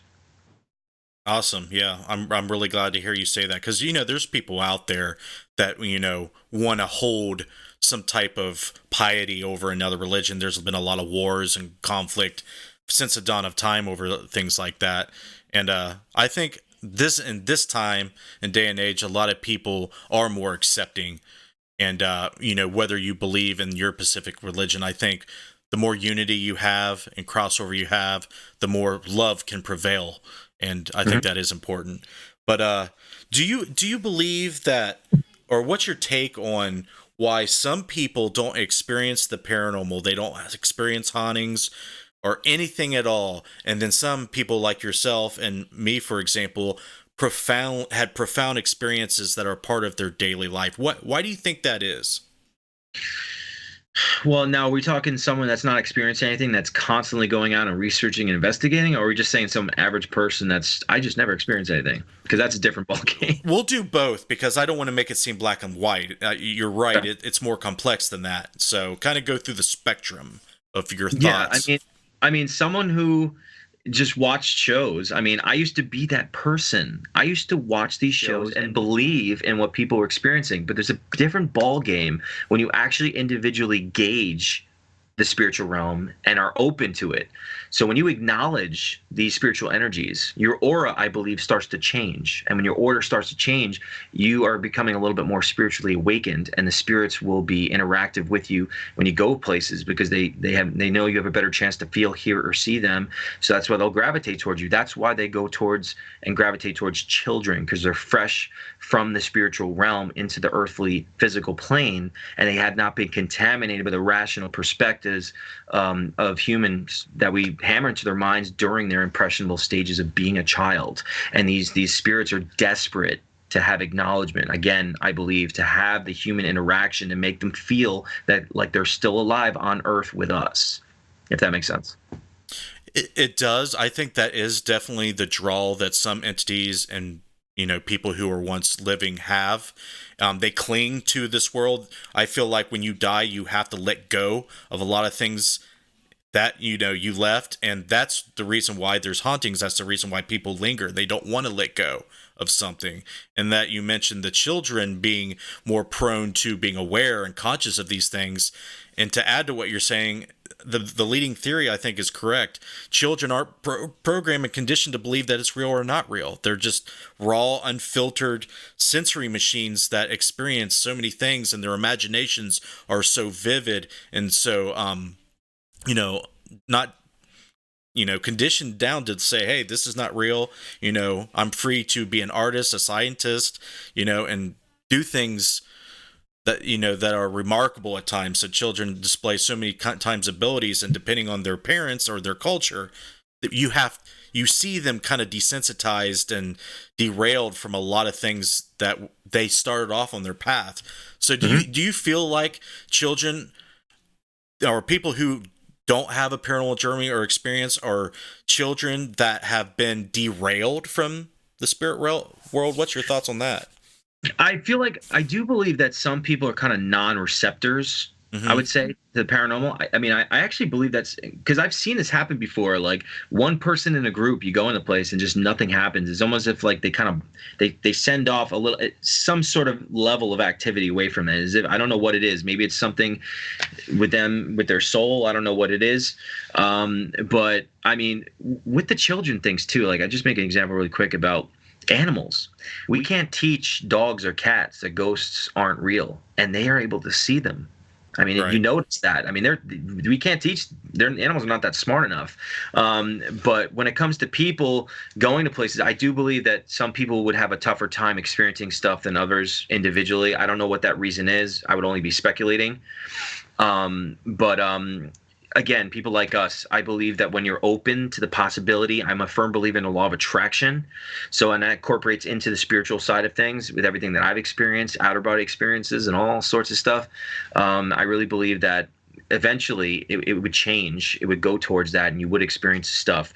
I do believe also that, say for myself, I'm spiritually having abilities, and it's a muscle.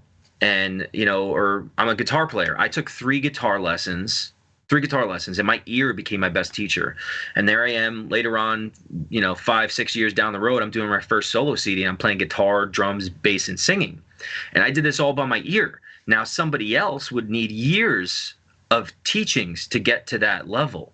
Some people are a little bit more naturally gifted with certain talents, everyday life talents, musician, baseball player, this and that. Or then we talk about spiritual gifts. I just feel like some people are more meant to be involved in the spiritual side of things, even though we're in the earthly plane, more so than others. People have other soul journeys and missions that they're supposed to be involved with that are more earthly connected and related.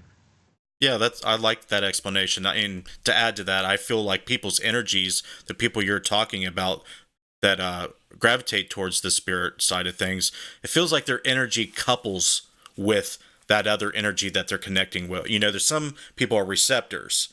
And, if you look at things biologically, we can only experience things and do things that we have receptors for.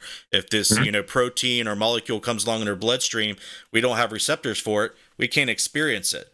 That's why we get high when we take drugs. Our body already has the receptors and produce all these chemicals. So I kind of look at it like that. Some people have the receptors, some people couple with the energy, some people don't. I mean, even lineage. I mean, I found out my aunt was really about our family tree. I'll just mention, I'm actually the 8th paternal grandson of William Penn, who found Pennsylvania, started freeing religion. He's a big avid writer, and I write lyrics. I don't know, I'm connected to that. But she also found out that there was white witches and psychics in my family tree. So I already have spiritually gifted people in my lineage as well. So that could be a factor in play too. I have to 100% agree with that. Do we have any questions? I've been trying to keep an eye on Periscope. Generally, Periscope is just saying that, we love Sean. You should read his books. And they're, definitely huge fans of you. I just want to keep reminding you. No haters yet on Periscope. I have a question off of YouTube. Okay. Do you believe that the Phasma box is able to open a portal in ways that other apps are not able to? I wouldn't say a portal. I just would say that we get really legitimate responses from it. It's allowing the spirit to manipulate this device, this application, to get clear responses, like we do from the spirit box without the white noise. I just feel like some of these devices, they work intricately different characteristically, and they just allow these spirits to manipulate them in different ways, so we get different results because of that.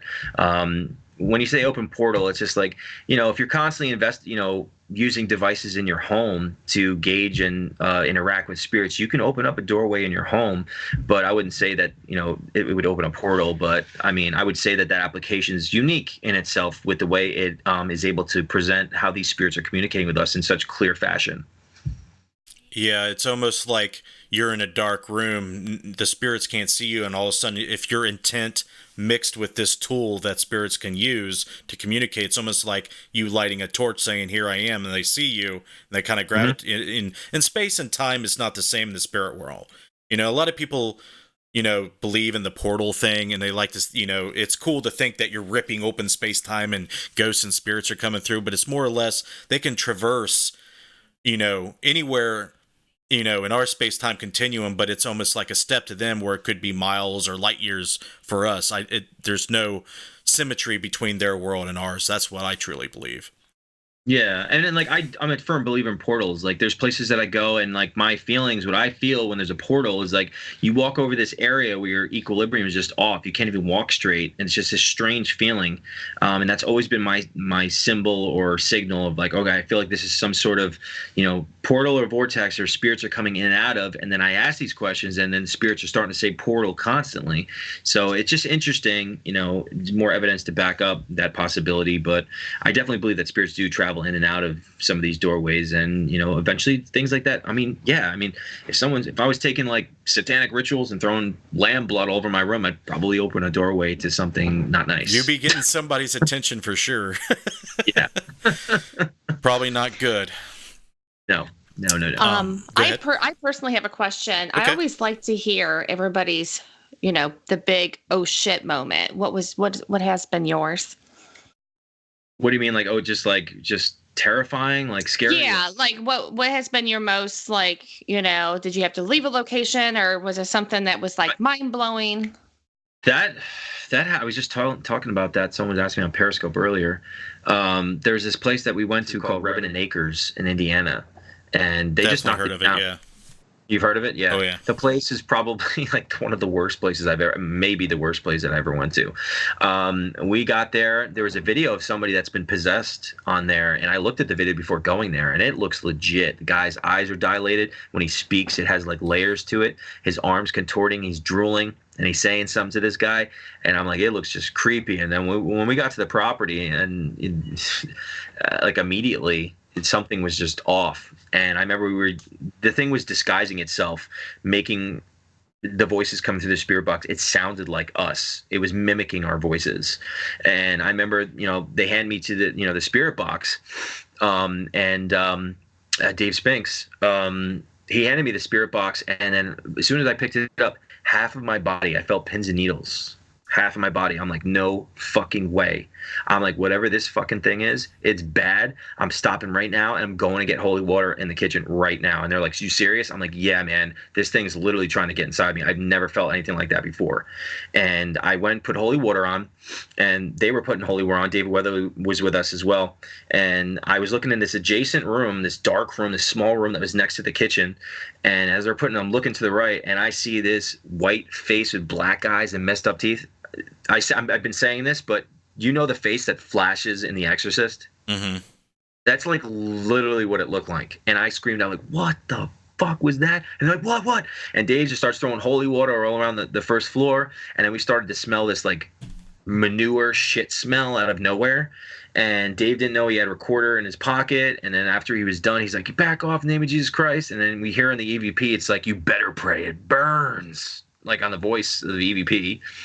We took a break, and then we go up to the top floor, and this shit smells coming out again. And I was live streaming on Periscope. This was like 3-4 years ago, towards the beginning of all that. Again, I felt this thing trying to get inside me, and I said, back off. I revoke your permission to attack me in the name and authority of Jesus Christ of Nazareth. And all of a sudden, like, I shit you not, it felt as if a truck hit the entire home, and it shook. And we all just looked at each other, turned off all the equipment. We were live. People heard the boom too as it like shook, and we were silent, looking at each other. And then all of a sudden, we just hear tapping, someone running up the stairs, and we just hear like whispering and stuff. We were just like, what are we poking this thing at this point? I mean, someone's gonna get possessed. And we left, and they've been doing it for like 30 years. They had said they never left an investigation before, and like it was one of those places. It stuck with me for a while because I was going places. And it was saying that saying that comes from that place when the guy was possessed, and what it was saying that night, I am 7. That's the scariest video ever. Yeah, that's the video. And yeah, it looks legit. It's legit. So, I mean, it was saying I am 7 in investigations for months afterwards. And those are the places that fascinate me the most, when they stick to you like glue for a long time. It's just like, what is this? But some of them just kind of, they step away from you easily, but some of them just like, woof. And yeah, I've never left an investigation. Like I was just, this thing's going to possess one of us. It literally is like, this is dangerous. Yeah, I don't think they do investigations there anymore, but I really regret not going there myself. They knocked down the house. They just knocked it down. That's probably for the better, though. Yeah, probably. Yeah, I would have left. I would hope so. I would have been playing patty cake with the devil. Oh, Justin, quit. I'm just joking. No, you're not. Yeah. You don't play patty cake with the devil, girls. That don't happen. You'd be like, make sure it's on video, girls. Yeah. Document it. Yeah. You just painted this thing on. What was that? I said we'd be going, okay, how do you turn this thing on? Mm-hmm. Yeah. Well, don't paint me in the most horrible light ever, okay? All right. Any other questions? I know Periscope's been talking about the Bel Air house. They mentioned the Panhandle, West Virginia. That gets a huge hotspot, and we definitely have video content out on our YouTube channel and website of that, and we're definitely going back there this year. I was telling them, is there anything else going on Facebook or YouTube that? Nope. Okay. Well, while I have it here, I actually was telling you about the when I was on the phone with that girl. And I was praying for her, and I felt scratches on it. And I had it up on my phone; you can actually see it. Oh wow! Oh wow! And it happened right in this room. I was on the phone with it, and that just appeared. I felt burning on my arm. And it looked like there was 13 total scratches that came up. That was done intentionally. Yeah, I'd say so. Yeah, I just wanted to like show you that. But yeah, that's crazy. While we're on the subject, Jody Light, I think that's how you pronounce her name. She said, "Sean, would you ever go into the Zach Bagans Demon House? I guess the one in Gary, Indiana." Of course, I would have if it was still there. Yeah. How about the museum? Do you have any plans to go check out his museum? I did go to the museum. I loved it. I thought it was amazing. Yeah, I would definitely I'll tell like you, to check actually, it out. like I had things referencing following me around from the museum. I had someone whisper in my ear, Dr. Kevorkian, in my bed. I had a flash vision of a mirror, stairs, and John Wayne Gacy, the clown face. I had flashes of this before, and then there was EVPs referencing the museum that I was getting in places before I went. Now, when I went, dude, there's just astounding energy when you go to these different rooms. Now, I'm obviously a little bit more sensitive than your average person, but when I got to the funeral room, I was standing there, I literally just felt like as if someone just literally really strongly put a finger right across my face, and I'm like, are you kidding me? Like, that was really strong. I told them they were going to check the camera, but never heard back from them. Yeah, it's huge. It's like 30 something rooms. It was an hour and 40-minute tour. It's huge. He's adding on to it. It's really astounding. And I'll tell you a creepy dream that I had the night after when I got back to California. I dreamt that I was back in the museum, and this shadow figure just zooms right up to me, and then all I see is just the shadow, and then you see the shadow of a gun, and it holds it up to his head and just goes this nasty growl, and then goes, and then just starts laughing hysterically, and then I woke up and had the chills. If that doesn't sound messed up or fucked up. Well, yeah, it's definitely probably something that you yourself shouldn't normally dream. So I would definitely think that was anomalous. Like something definitely planted that there. That's what I would think. And very fucked up, but very characteristic of the demonic. It's basically saying like, yeah, this is what we love. Kill yourself, and laughing. I mean, it was just nuts. Yeah, a dark place I had been, if I can interrupt real quick, Willow's Weep in Cayuga, Indiana, is one of Dave Spinks' locations that he acquired last year. It's the first time I've been physically touched while I was shooting B-roll under the tree. I don't know if you know about Willow's Weep at all. It was just on the History Channel. I investigated an entire fucking week with Dave. Okay, so you know all about it. All under the house with Dave. Something grabs my shoulder while I'm filming the B-roll, because it's a cool shot, you know, with the limbs hanging down at the front porch and everything. So I'm focusing on the limbs and then the front porch. Something grabs my shoulder and yanks it. Like, you could see the camera raise up and everything. And that freaked me the fuck out. I didn't think it was possible. And one of my camera guys got scratches down his back there. So it was after that investigation where I knew that there was this stuff out there that is straight up not good. Oh yeah, well, that place had such a stigma of negative energy and a history of people, you know, just tragic deaths and suffering and stuff like that. I think that original owner, from what intuitively, I saw like kids in cages, man, and I know that the story goes that he was allegedly molesting some of his kids, but I feel like he was actually like torturing. He was doing some sadistic stuff with some of those kids. Wow. But I mean, look at the karma that he ended up with. I mean, collapsing in his backyard in front of the pigs, and the pigs eat him alive. I mean, that's pretty nasty. But yeah, I remember hearing that story. There's so many horror stories about that place. It's really hard to wrap your head around it. We do have a short documentary of our investigation on there. If they want to check out, you know, anybody that hasn't checked it out can't. I know I got a lot of hits on it since Dave has released our History Channel with Dave Spinks, and it has been released.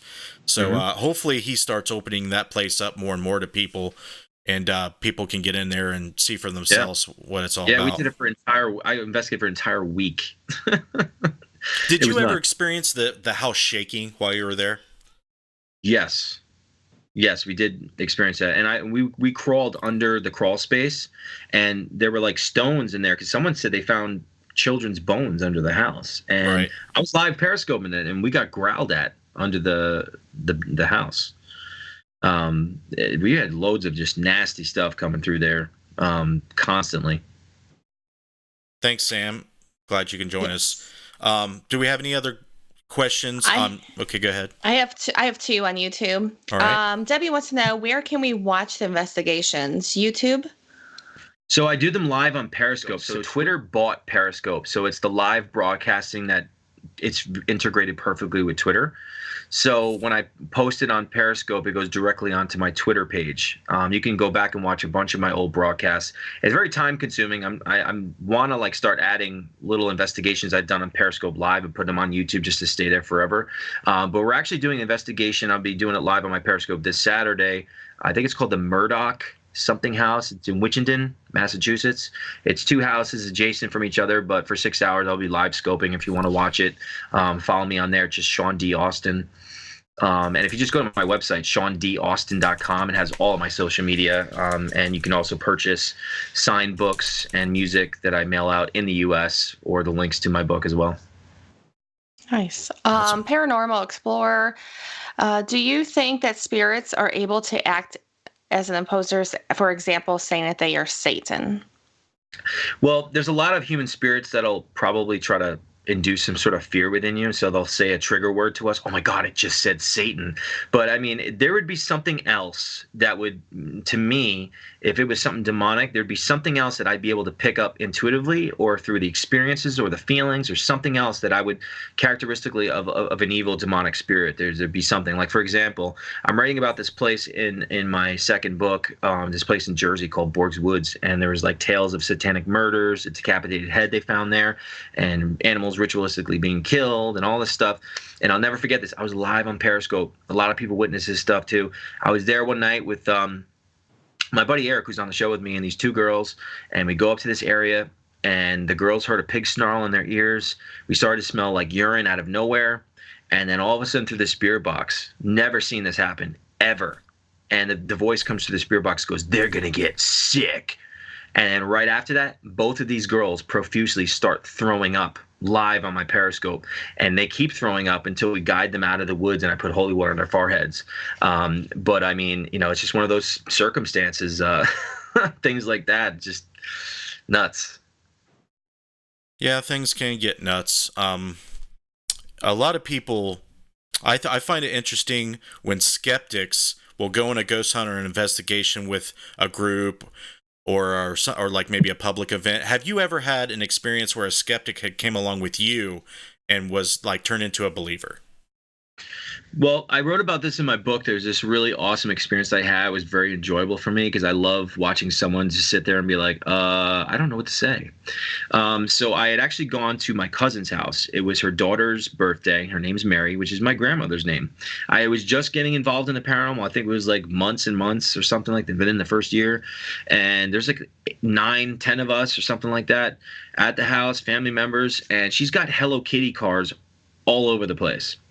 And I remember my cousin, she watches those paranormal shows. She's like asking me like, "So do you think grandma and grandpa are here?" And like, we thought we smelled her perfume out of nowhere. The lights start flickering. I'm like, wow, that's kind of weird. We're talking about her and now I don't know. And there was this little Hello Kitty car that was on its side, and all of a sudden it vroomed by itself. And like, we're looking at it. I'm like, I don't know. They want us to use this to like say something. So I put it on its wheels and I'm like, "Grandma, grandpa, if that's you, move the car towards your granddaughter, Lisa." And it vroomed right up to her foot. There were like I said, like I think about 9 people in a circle sitting around in the living room in a big circle. So all of a sudden we're like, all right, if that's really you, move the car and aim it towards your other granddaughter, which is her sister. And this was Lisa, and her sister was sitting over here diagonally over in the corner of the other room. Out of nowhere, the car backed up and did a 3-point U-turn and aimed right towards her sister. Now everyone else is like flipping out, like, "Oh, come on, where's the remote to this thing?" And they saw the remote's in the plastic without even batteries in it. So then we asked one more time. All right, one more time. If that's truly you, make it aim towards your son, who's my Uncle Jim. And he was sitting all the way over here. So once again, the car starts backing up and does a 3-point U-turn. Everyone's screaming in the room and aims right towards my uncle. And my uncle's like, "I need another drink." And this, I'll never forget, my cousin's husband is very skeptical. He was saying like, "Come on, he's like, "I don't even know what to say. I don't even know what to say. I mean, it's just like one of those awesome moments because I'm like, yeah, welcome to the unexplained. I mean, that's what goes on. Well, he's So- lucky. I think he's lucky that happened for him. Yeah. Now I have a question. Like, how did your family, like, once you got involved in the paranormal, how did your family accept it? Were they accepting over it, or were they kind of standoffish at first? Accepting of it immediately. They totally were firm believers in all of it. Support of it right from the beginning. No issue with it whatsoever. I mean, obviously, like, be careful. But yeah, no, never was a problem. Do you want to ask Eddie Pence's question, Missy, or is there others before him? There are no others before him. Sean wants to know if you've been to the House of Wells. Or Eddie wants to know. Sorry. Wells? Yeah, it's in Cleveland, Ohio. It's a huge building built by the 33rd degree Mason, bought and purchased by Mr. Wills. He owned a funeral chain, and then once he died, are you familiar with it? I think I walked by it when I was actually on that trip. When I told you the story about the two female spirits that I helped, because it was right outside Cleveland, and it's on East 55th Street. It looks like a castle, right? Yeah. Well, no, that's something. Franklin. That's Franklin That's Castle. Franklin. Oh, okay. That's haunted too. Yeah, this one, House of Wells, is a big blue building. The facade of it is kind of pretty much just looks like a huge house. And Eric Freeman had acquired it from the city, and it's pretty much an abandoned funeral home built by a Mason. And what's interesting about it is Eric Freeman is involved with the Church of Satan, so he had brought that energy and element into it. He's got all kinds of satanic art, but his intentions are good. He wants to restore it. He wants to bring it back to the community in its full glory when it was. He's not like an evil person, but he is a Satanist. That was weird. That was an episode of Ghost Adventures, wasn't it? Ghost Brothers. Ghost Brothers. Okay, I'm thinking. I'm like, is that Ghost Adventures? I never saw it on Ghost Brothers. I mean, it sounds very interesting. Obviously, I'm drawn to go to the dark, messed up places, so I would obviously love to go check it out. Yeah, that would be a place to see if, there is anything, as far as the demonic goes on there. When I was there, it was kind of hard to filter out the dark energies that were there from what was there during the Wills' time and what was there when it was a Masonic temple. There were so many layers, and the stuff, the renovations he's doing in there has really screwed with the energy. Like, he's got Egyptian type construction going on in there. He's got all kinds of rooms that's made like a mad murder scientist. It's the craziest place I've ever been to. So if you ever have the chance, check it out. Yeah, no, it sounds amazing. Very interesting. Any more questions from Periscope? I'm trying to look through there. I know they're having a conversation with each other. I have one on Facebook. Okay, go ahead. Jared asked, he said, just curious, have you used dowsing rods or a pendulum for communication in any of your investigations? I don't. I consider them dangerous. I know if other people do. I don't know if you guys ever remember the episode Ghost Hunter on A Haunting. And it was the episode where the mom was a cop and brought her son to the cemetery, and he played with the dowsing rods, and the thing latched onto him, and then he was possessed, and I think Zaphis was involved.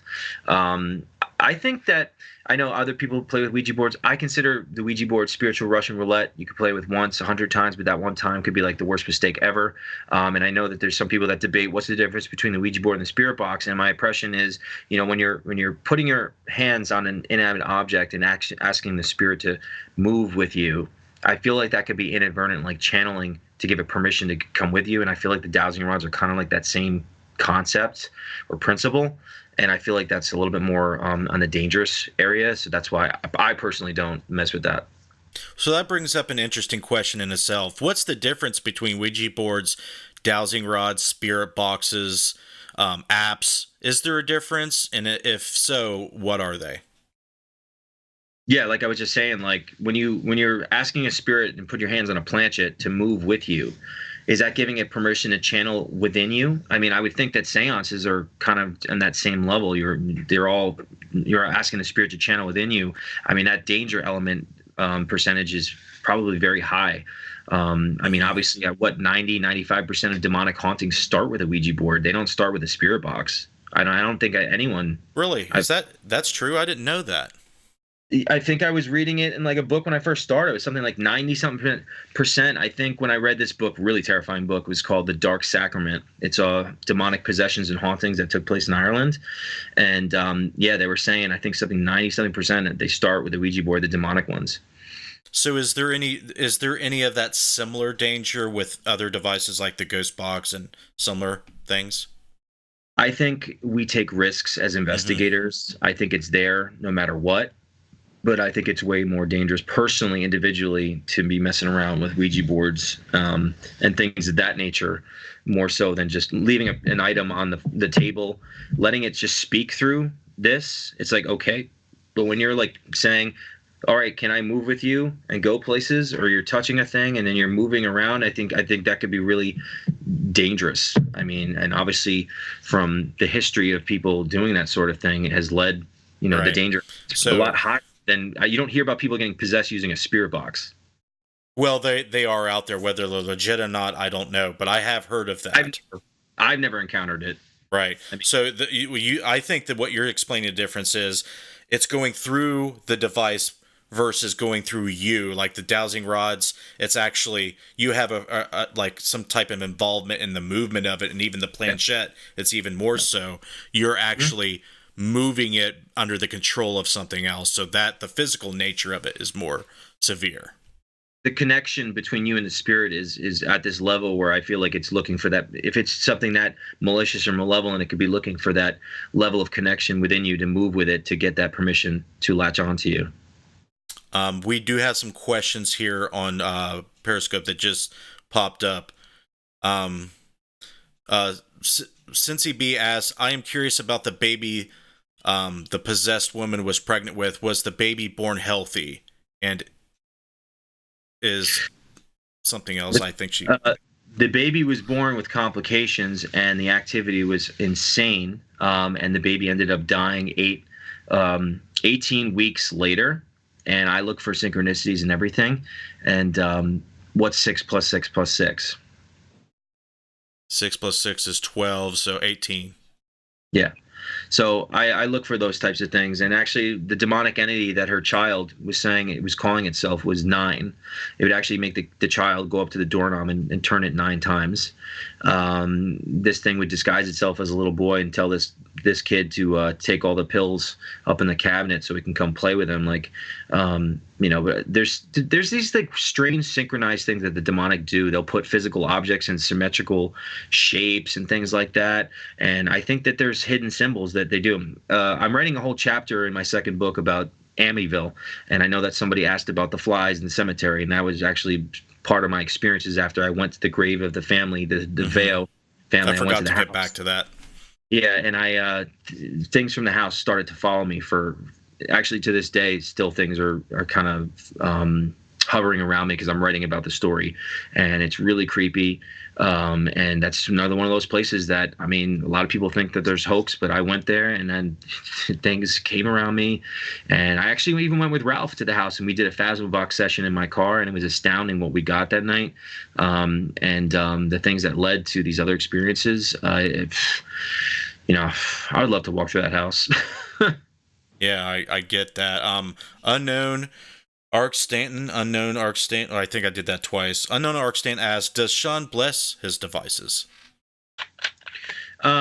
We have put blessed Saint Benedict medals on cameras and stuff, because I mean, if you're dealing with the demonic, they can mess around with your cameras and stuff because they don't want to be captured on film if you're dealing with that sort of thing. We did it on the Demon Files, and I know that Ralph had done it years prior. But if it's just devices that we're having them communicate with, I mean, there's no point, because we're trying to have them communicate with. We don't want to take away any chance of getting some sort of evidence. But I mean, if it depends. I mean, it depends, what kind of case you're going on. If you want to make sure you're trying to document or help a family, if you're doing religious provocation to draw out the demonic, I mean, I think it would be probably a good idea to put, if you're putting cameras all around the house to, bless the cameras so they can't mess around with that shit, because they can do all sorts of tricky shit to block you from, notarizing what they are.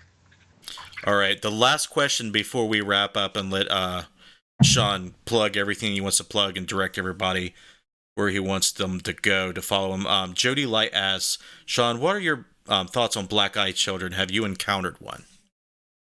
I actually have. I've had visions of them.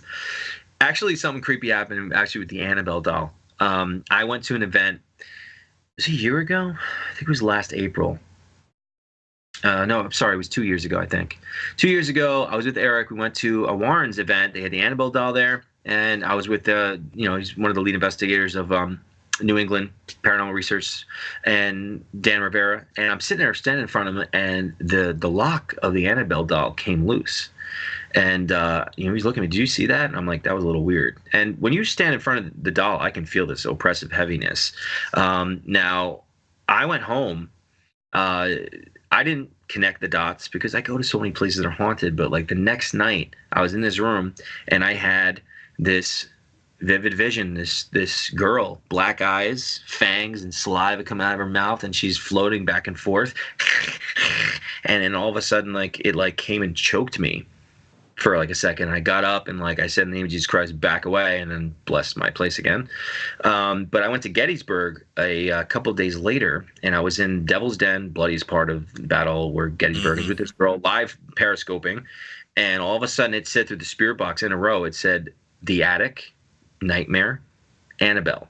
And then it connected with me.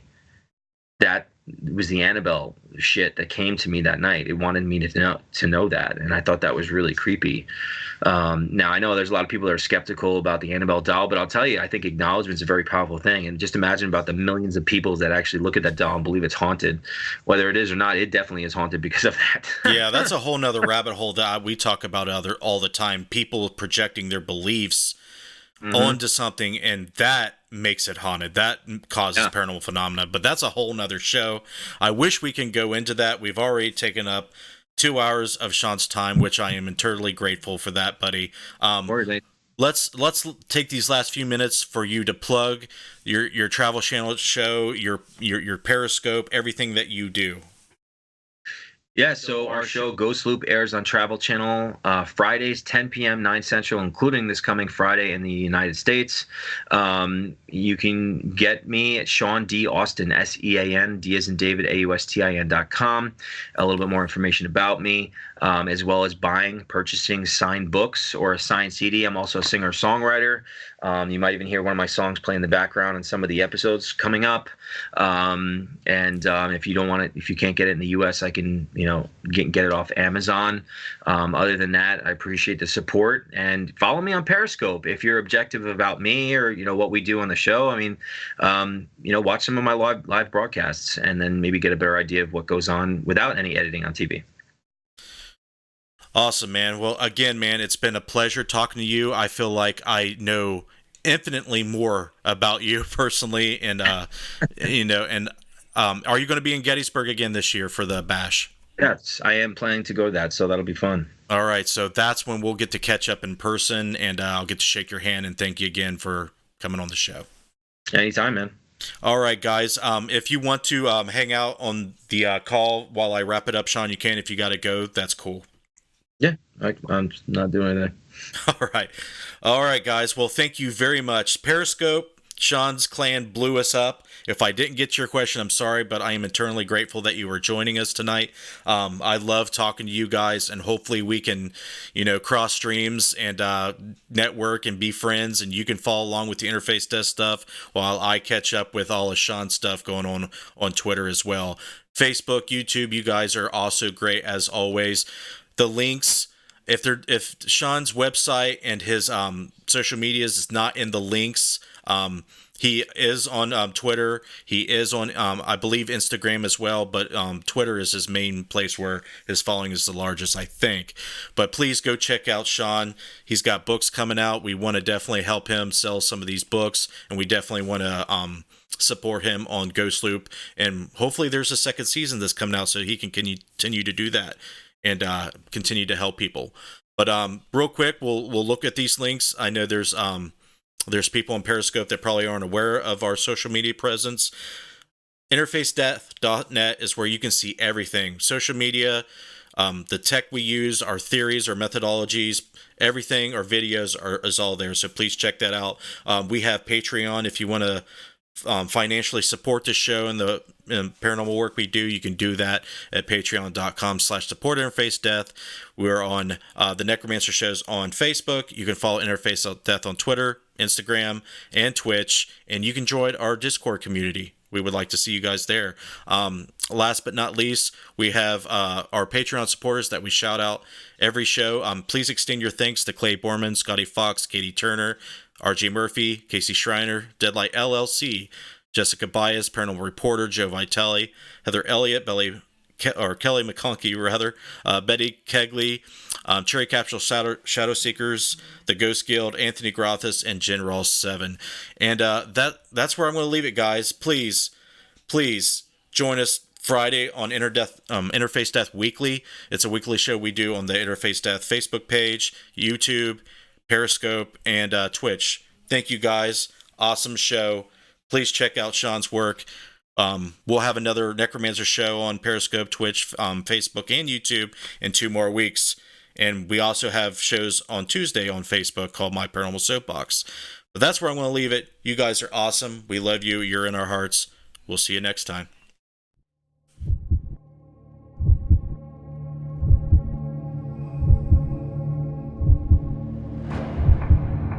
Do you have that drive?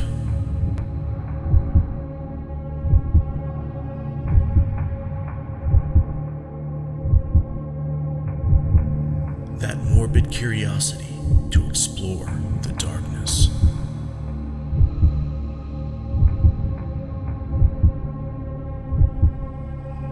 Do you have what it takes to brave the night?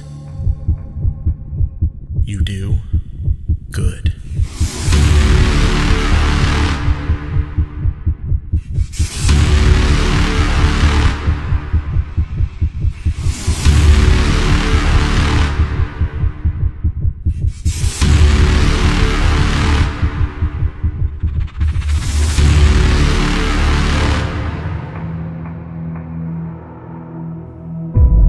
Deadlight. For those who aren't afraid to see what lurks in the night.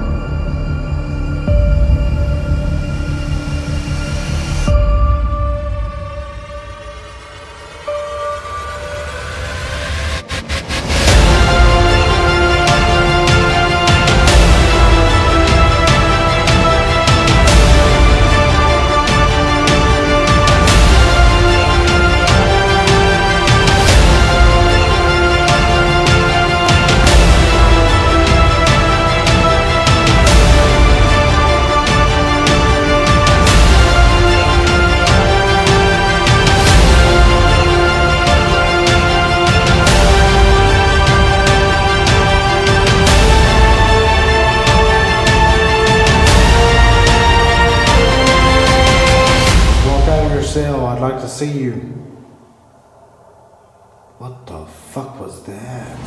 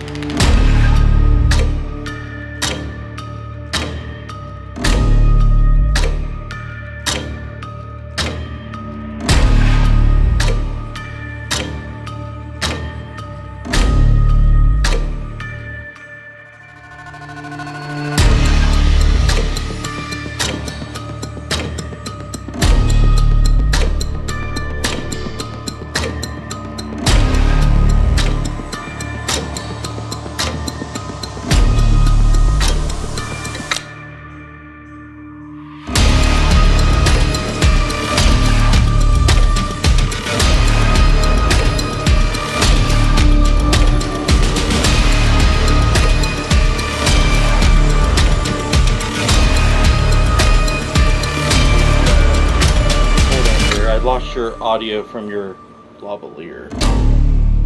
Did the power go off? Well, I felt like I got pinched. But it wasn't like a Did the display turn off? This just died. You gotta be kidding me. It just died. Okay, that's brand new lithium-ion batteries. We'll keep rolling. Dude, there's... Yeah, but at least that one's definitely documented it. That's still rolling, that camera. Oh, yeah, this is rolling too. Yeah, these just freaking died. Let me double check. I held it in, the light came on to the title screen. And Dude, I'm starting to feel really, like, weird sensations touching me, dude. I don't know what's going on. yeah, it felt like something... Yeah, like just dead as a doornail. And those are brand new.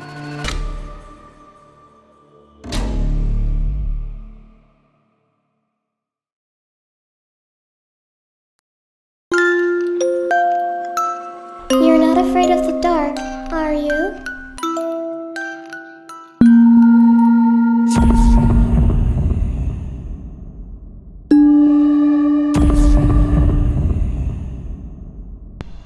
Hillary, What? what's going on with this building? Everything.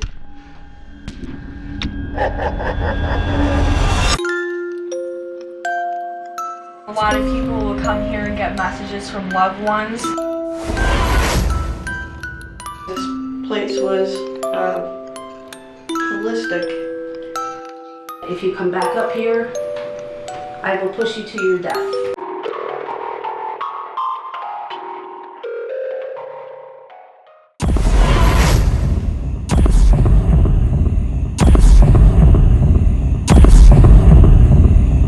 You're going to die in there. Something just like flew at me. Something big and like gray. Whoa, whoa, whoa, whoa, I just saw someone fucking turn the step. Did you hear that? I'm not telling Mike this. I just want this on the record. Mike's gonna see something in that mirror. This took a big 180. I hope this doesn't change our approach.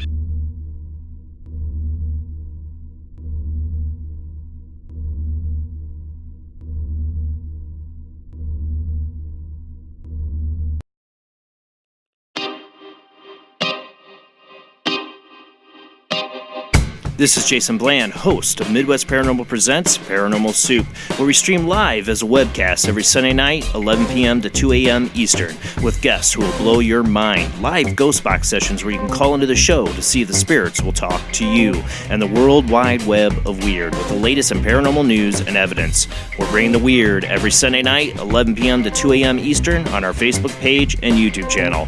Don't forget to follow and subscribe.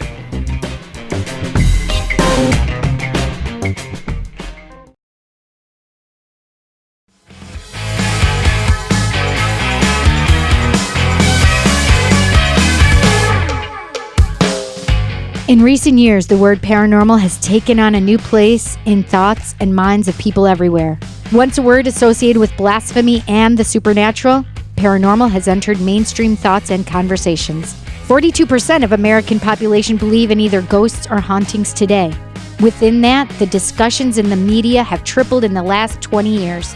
In 2016, a radio talk show rose from the darkness in New York and now has become a popular beam of light with a no-holds-barred paranormal discussion.